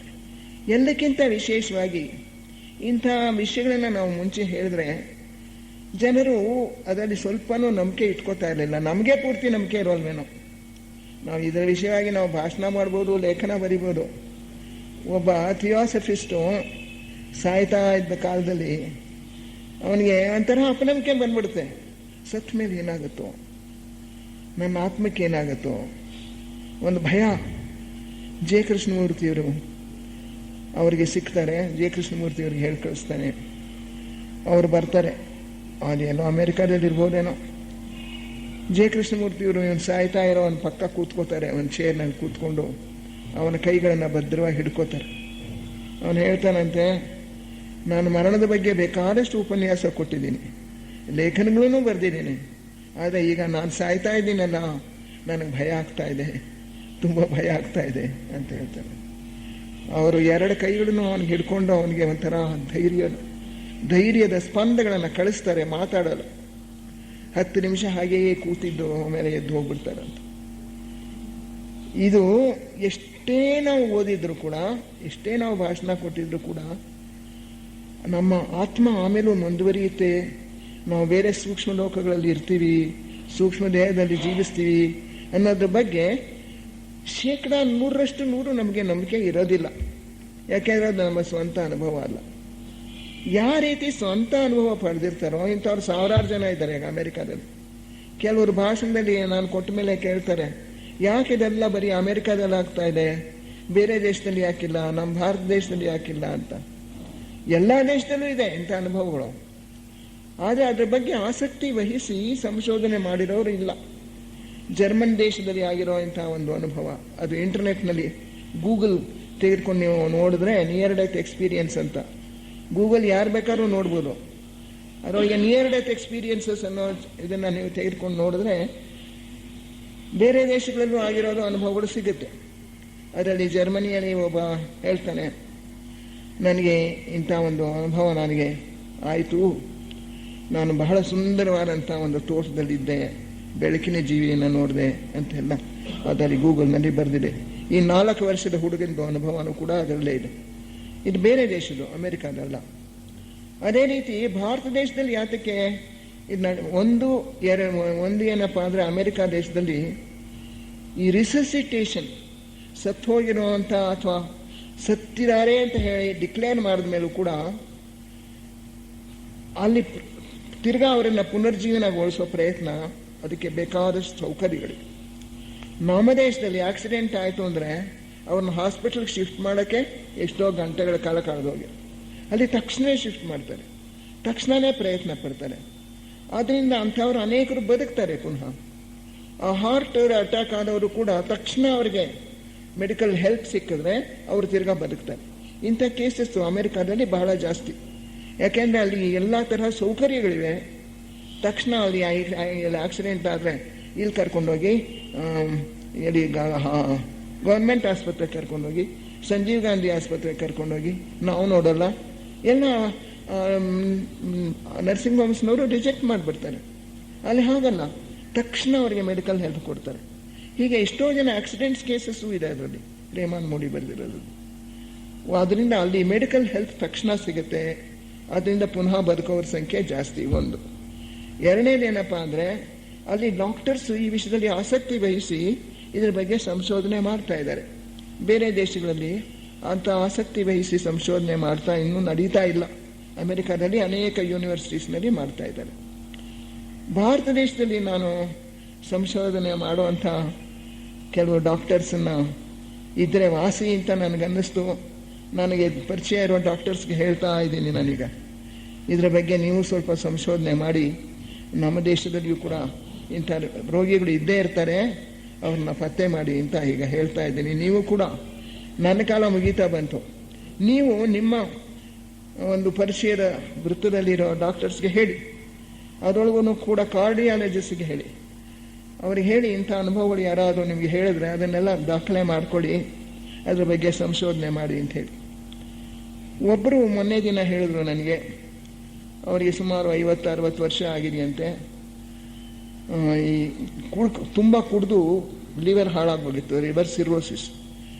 ಇನ್ನೇನು ಸತ್ತು ಹೋಗ್ತಾರೆ ಇವರು ಅಂತ ಹೇಳಿ ಅವರು ಆಸ್ಪತ್ರೆಯವರು ಬಂಧುಗಳಿಗೆಲ್ಲ ಹೇಳಿ ಕಳಿಸಿದ್ರಂತ. ಆ ಬಂಧುಗಳು ಸುತ್ತ ನೆರೆದಿದ್ರು. ಆತನಿಗೆ ಪ್ರಜ್ಞೆ ತಪ್ಪಿತೋ ಏನಾಯ್ತೋ, ಆ ಅಜ್ಞಾನ ಅವಸ್ಥೆಯಲ್ಲಿ ಅವನು ತಿರ್ಗಾ ವಾಪಸ್ ಬರ್ತಾನೆ, ಬದುಕ್ತಾನೆ. ಆಮೇಲೆ ಹೇಳಿದಂತೆ, ಈ ಬಸ್ನಲ್ಲಿ ನಿನಗೆ ಜಾಗ ಇಲ್ಲಪ್ಪ, ಇನ್ನೊಂದು ಬಸ್ನಲ್ಲಿ ಬಾ ಅಂತ ಹೇಳಿ ನಾನು ವಾಪಸ್ ಕಳಿಸ್ಬಿಟ್ರು ಅಂತ ಹೇಳಿ. ಆ ಅನುಭವ ನಮ್ಮ ತಿಳಿದಿರುವಂಥ ಒಬ್ಬ ವ್ಯಕ್ತಿ ಹೇಳಿದ್ದು. ಇನ್ನೇನು ಅನುಭವಗಳಾಯಿತೋ ಅವರನ್ನು ಕೇಳೋಣ ಅಂದರೆ ಅವ್ರು ತಪ್ಪಿಸ್ಕೋತಾ ಇದ್ದಾರೆ, ಎಲ್ಲ ವಿವರಗಳನ್ನು ಕೊಡೋಕ್ಕೆ ಇಷ್ಟಪಡ್ತಾ ಇದ್ದಾರೆ. ಪ್ರಾಯಶಃ ಹಾಸ್ಯ ಮಾಡ್ತಾರೆ ಅನ್ನೋ ಒಂದು ಭಯ ಇರ್ಬೋದು. ಅದರಿಂದ ಈ ಬೇರೆ ದೇಶಗಳಲ್ಲಿ ಇಲ್ಲ ಅಂತಿಲ್ಲ, ಇದರ ಬಗ್ಗೆ ಸಂಶೋಧನೆ ಮಾಡಬೇಕಾಗಿದೆ. ಇದೆಲ್ಲ ಓದಿದಾಗ ನಾವೇ ಸ್ವತಃ ಮರಣ ಅನುಭವಿಸಿ ಹಿಂದಕ್ಕೆ ಬಂದವರು ಅಲ್ಲದೆ ಹೋದರೂ ಕೂಡ ಇಂತಹ ವ್ಯಕ್ತಿಗಳ ಒಂದು ಚರಿತ್ರೆಯನ್ನು ಕೇಳಿದಾಗ, ಅವರ ಅನುಭವಗಳನ್ನು ಕೇಳಿದಾಗ ನಮಗೆ ಹೆಚ್ಚು ನಂಬಿಕೆ ಬರಬಹುದು ಅನ್ನೋ ದೃಷ್ಟಿಯಿಂದ ನಾನು ಹೇಳ್ತಾ ಇದ್ದೇನೆ. ಅಲ್ಲದೆ ಥಿಯಾಸಫಿಯಲ್ಲಿ ಏನು ಬೋಧೆಗಳನ್ನು ಕೊಟ್ಟಿದ್ದಾರೋ ಅದಕ್ಕೂ ಈ ಸಂಶೋಧನೆಗಳಿಂದ ಬರುವ ತಿಳುವಳಿಕೆಗೂ ಬಹಳ ಹೋಲಿಕೆ ಇದೆ, ತಾಳೆ ಸರಿ ಹೋಗುತ್ತೆ. ಆದ್ದರಿಂದ ಈ ವಿಷಯವಾಗಿ ನಾವು ಭಾಷಣಗಳನ್ನು ಕೊಡುವಾಗ ಮತ್ತು ಪುಸ್ತಕಗಳನ್ನು ಬರೆಯುವಾಗ ಈ ಸಂಗತಿಗಳನ್ನೆಲ್ಲ ನಾವು ತಿಳಿಸಿದ್ರೆ ಇದು ಹೆಚ್ಚು ಜನಕ್ಕೆ ನಂಬಿಕೆಯನ್ನು ಹುಟ್ಟಿಸುತ್ತೆ. ಈ ಒಂದು ಸತ್ತ ಮೇಲೆ ಬಂದಂಥ ಅವರ ಜೀವನದಲ್ಲಿ, ಅವರ ಆಟಿಟ್ಯೂಡ್ನಲ್ಲಿ, ಅವರ ಮನೋಭಾವದಲ್ಲಿ ದೊಡ್ಡ ಪರಿವರ್ತನೆ ಆಗ್ಬಿಡುತ್ತೆ. ಒಬ್ಬ ಕಾಲೇಜ್ ಸ್ಟೂಡೆಂಟ್ ಹೇಳ್ತಾನೆ, ಅದುವರೆಗೂ ಕೂಡ ನಾನು ವೀಕೆಂಡ್ ಬಂತು ಅಂತ ಹೇಳಿದ್ರೆ ಪಾರ್ಟಿ ವಿಷಯ ಮಾತ್ರ ಯೋಚನೆ ಮಾಡ್ತಾ ಇದ್ದೆ. ಶನಿವಾರ ಭಾನುವಾರ ಮಜಾ ಮಾಡ್ಬೋದು, ಹೋಟ್ಲ್ಗಳಿಗೆ ಹೋಗ್ಬೋದು, ಕುಡಿಬೋದು, ಡ್ಯಾನ್ಸ್ ಮಾಡ್ಬೋದು, ಇಂಥದ್ದೇ ಯೋಚನೆ ಮಾಡ್ಕೋತಾ ಇದ್ದೆ. Now I have given up that idea. Now I know that there is something, some inner significance to life. I know there is something deeper than mere parties and enjoying oneself. College student, ನನಗೀಗ ಜೀವನ ಅರ್ಥಪೂರ್ಣ ಅಂತ ಅನಿಸಿದೆ. ಸುಮ್ಮನೆ ಪಾರ್ಟಿಗಳಲ್ಲಿ ಕಾಲಹರಣ ಮಾಡೋದಲ್ಲ, ಏನೋ ಒಂದು ಒಳ ಅರ್ಥ ಇದೆ, ಇದನ್ನು ತಿಳ್ಕೊಳ್ಬೇಕು ಅನ್ನೋ ಒಂದು ಕುತೂಹಲ ಮೂಡಿದೆ. ನನ್ನ ಜೀವನವನ್ನು ಸಾರ್ಥಕ ಮಾಡಿಕೊಳ್ಬೇಕು ಅನ್ನೋ ಭಾವನೆ ಬಂದಿದೆ. ನನಗೀಗ ಜೀವನದ ಮೇಲೆ ಇದ್ದಂಥ ನೋಟ ದೃಷ್ಟಿನೇ ಬದಲಾಗ್ಬಿಟ್ಟಿದೆ. ಅದರಿಂದ ಯಾರ್ಯಾರು ಈ ಅನುಭವ ಹೊಂದಿರ್ತಾರೋ, ಯಾರು ಸಾವಿನ ಅಂಚಿನಿಂದ ಹಿಂದಿರುಗಿರ್ತಾರೋ ಅವರೆಲ್ಲರೂ ಕೂಡ ಜೀವನ ಅರ್ಥಪೂರ್ಣವಾಗಿದೆ, ನಮ್ಮ ಬದುಕಿಗೆ ಒಂದು ಉದ್ದೇಶ ಇದೆ, ನಮ್ಮ ಕರ್ತವ್ಯಗಳನ್ನು ನಾವು ಚೆನ್ನಾಗಿ ಮಾಡಬೇಕು, ಬರೀ ವಿನೋದದಲ್ಲಿ ಕಾಲಹರಣ ಮಾಡಬಾರ್ದು ಅನ್ನೋ ಒಂದು ದೃಢವಾದ ನಂಬಿಕೆ ಇಟ್ಕೊಂಡಿದ್ದಾರೆ. ಆ ರೀತಿ ಪ್ರಯತ್ನ ಪಡ್ತಾ ಇದ್ದಾರೆ. ಅನೇಕರು ಲೋಕೋಪಕಾರ ಕಾರ್ಯದಲ್ಲಿ ತೊಡಗಿದ್ದಾರೆ. ಮತ್ತೆ ಪ್ರೇಮ, ಎಲ್ಲಕ್ಕಿಂತಲೂ ಪ್ರೇಮವನ್ನು ಬೆಳೆಸ್ಕೊಡ್ಬೇಕು. ಯಾರ್ಯಾರು ನಮಗೆ ಅನ್ಯಾಯ ಮಾಡಿರ್ತಾರೋ ಅವ್ರನ್ನೆಲ್ಲ ಕ್ಷಮಿಸ್ಬಿಡ್ಬೇಕು, ದ್ವೇಷವನ್ನು ಮುಂದುವರಿಸ್ಕೋಬಾರ್ದು, ಎಲ್ಲರ ಮೇಲೂ ಕೂಡ ಪ್ರೇಮ ಕರುಣೆ ಇದನ್ನೇ ಹರಿಸ್ಬೇಕು ಅನ್ನೋ ಒಂದು ಮನೋಭಾವವನ್ನು ಕೂಡ ಅವರು ಕಲ್ತಿದ್ದಾರೆ. ಇದನ್ನೆಲ್ಲ ನೋಡಿದಾಗ ಥಿಯಾಸಫಿ ನಮಗೆ ಇಷ್ಟೊಂದು ತಿಳುವಳಿಕೆ ಕೊಟ್ಟಿದೆ. ನಮ್ಮ ಆತ್ಮ ಶಾಶ್ವತ, ನಮ್ಮ ಪ್ರಗತಿ ನಿರಂತರವಾಗಿ ನಡ್ಕೊಂಡು ಹೋಗುತ್ತೆ. ಅದನ್ನು ಕೂಡ ಅವ್ರು ಹೇಳ್ತಾರೆ. We are born here in order to learn a lesson. Life is a school ಅಂತಲೇ ಹೇಳಿದ್ದಾರೆ ಕೆಲವು. ಇದು ಒಂದು ಪಾಠಶಾಲೆ, ನಾವಿಲ್ಲಿ ಪಾಠಗಳನ್ನು ಕಲಿಯೋಕ್ಕೋಸ್ಕರ ಬಂದಿದ್ದೇವೆ, ಆ ಪಾಠಗಳನ್ನು ನಾವು ಕಲಿಬೇಕು ಅಂತ ಹೇಳಿ ಈ ಎಲ್ಲ ಜ್ಞಾನವನ್ನು ಕೂಡ ನಮಗೆ ಥಿಯಾಸಫಿ ಕೊಟ್ಟಿದೆ. ಇದನ್ನು ಈ ಒಂದು ವೈಜ್ಞಾನಿಕ ಸಂಶೋಧನೆಗಳನ್ನು ಕೂಡ ಸೇರಿಸ್ಕೊಂಡು ನಾವು ಇತರರಿಗೆ ಬೋಧನೆ ಮಾಡಬೇಕು. ಆವಾಗ ಅವರಿಗೆ ಇದರಲ್ಲಿ ಹೆಚ್ಚು ನಂಬಿಕೆ ಮೂಡುತ್ತೆ. ಪ್ರಪಂಚದಲ್ಲಿ ಎಲ್ಲರೂ ಕೂಡ ಈ ತಿಳುವಳಿಕೆಯನ್ನು ಹೊಂದಿದ್ರೆ ಶಾಶ್ವತವಾದ ಒಂದು ಆತ್ಮ ಇದೆ, ಈ ಆತ್ಮ ಒಂದು ಜನ್ಮದಿಂದ ಇನ್ನೊಂದು ಜನ್ಮಕ್ಕೆ ಪ್ರಗತಿ ಹೊಂದುತ್ತಾ ಇದ್ದಾನೆ, ಮುಂದಕ್ಕೆ ಹೋಗ್ತಾ ಇದ್ದಾನೆ. ಜೀವನದ ಉದ್ದೇಶ ಈ ಆಧ್ಯಾತ್ಮಿಕ ಬೆಳವಣಿಗೆಯ ಹೊರತು ಸುಮ್ಮನೆ ಸುಖ ಅನುಭವಿಸೋದಲ್ಲ, ಹಣ ಗಳಿಸೋದಲ್ಲ, ಕೀರ್ತಿ ಗಳಿಸೋದಲ್ಲ. ಎಲ್ಲ ಜೀವಿಗಳು ಒಂದೇ, ಎಲ್ಲರ ಮೇಲೂ ಕೂಡ ನಾವು ಪ್ರೇಮವನ್ನು ವರ್ಷಿಸಬೇಕು, ಎಲ್ಲರನ್ನು ಕೂಡ ನಾವು ಅರ್ಥ ಮಾಡ್ಕೊಳ್ಳೋಕ್ಕೆ ಪ್ರಯತ್ನಿಸಬೇಕು. ಈ ವಿಷಯಗಳನ್ನೆಲ್ಲ ನಮಗೆ ಇಂಥ ಅನುಭವಗಳು ತಿಳಿಸ್ಕೊಡುತ್ತೆ. ಈ ಒಂದು ನಮ್ಮ ಜ್ಞಾನದ ಅಭಿವೃದ್ಧಿಯನ್ನು ನಾವು ಇಂಥ ಸಂಶೋಧನೆಗಳ ಮೂಲಕ ಅವುಗಳನ್ನು ತಿಳ್ಕೊಳ್ಳೋದ್ರ ಮೂಲಕವೂ ಕೂಡ ನಾವು ಅಭಿವೃದ್ಧಿ ಮಾಡಿಕೊಳ್ಬಹುದು. ಈ ಒಂದು ತಿಳುವಳಿಕೆ ಎಲ್ಲ ಜನರಲ್ಲೂ ಮೂಡಿಬಿಟ್ರೆ, ಪುನರ್ಜನ್ಮ ಕರ್ಮ ಈ ವಿಷಯದಲ್ಲಿ ಎಲ್ರಿಗೂ ನಂಬಿಕೆ ಬಂದರೆ ಪ್ರಪಂಚದಲ್ಲಿ, ಆಗ ಪ್ರಪಂಚ ಎಷ್ಟು ಬದಲಾಗ್ಬಿಡುತ್ತೆ. ಹಿಂಸಾಚಾರ, ಕ್ರೌರ್ಯ ಎಲ್ಲ ತಪ್ಪೋಗುತ್ತೆ, ಯುದ್ಧಗಳು ನಿಂತು ಹೋಗುತ್ತೆ. ಈಗ ಟಿ ವಿನಲ್ಲಿ ಮತ್ತು ಸಿನಿಮಾಗಳಲ್ಲಿ ತೋರಿಸ್ತಾ ಇರ್ತಕ್ಕಂಥ ಈ ಕೊಲೆ ಮತ್ತು ಹಿಂಸಾಚಾರ, ಲೈಂಗಿಕ ದೃಶ್ಯಗಳು ಇದೆಲ್ಲ ನಿಂತೋಗಿ ಎಲ್ಲರೂ ಕೂಡ ಆಧ್ಯಾತ್ಮಿಕವಾಗಿ ಸ್ವಲ್ಪ ಮುಂದುವರಿಯೋದಕ್ಕೆ ಸಹಾಯ ಮಾಡುತ್ತೆ. ಅದರಿಂದ ಇಂಥ ಒಂದು ಜ್ಞಾನವನ್ನು ಎಲ್ಲ ಜೊತೆಯಲ್ಲೂ ಕೂಡ ನಾವು ಹಂಚ್ಕೊಳ್ಳೋದು ಮತ್ತು ಇದನ್ನು ಪ್ರಚಾರ ಮಾಡ್ತಕ್ಕಂಥದ್ದು ಬಹಳ ನಮ್ಮ ಆದ್ಯ ಕರ್ತವ್ಯ ಅಂಥೇಳಿ ನಾನು ಭಾವಿಸಿದ್ದೇನೆ. ನಮ್ಮ ಜೀವನದಲ್ಲಿಯೂ ಕೂಡ ಪರಿಣಾಮ ಆಗಬೇಕು, ನಮ್ಮ ಜೀವನದ ರೀತಿ ನೀತಿಗಳು ಬದಲಾಗಬೇಕು, ನಮ್ಮ ನಡತೆ ಮತ್ತಷ್ಟು ಉತ್ತಮವಾಗಬೇಕು. ಹೆಚ್ಚು ಹೆಚ್ಚು ನಾವು ಈ ಪ್ರೇಮವನ್ನು ಮತ್ತು ಕರುಣೆಯನ್ನು ಬೆಳೆಸ್ಕೊಳ್ಳೋದು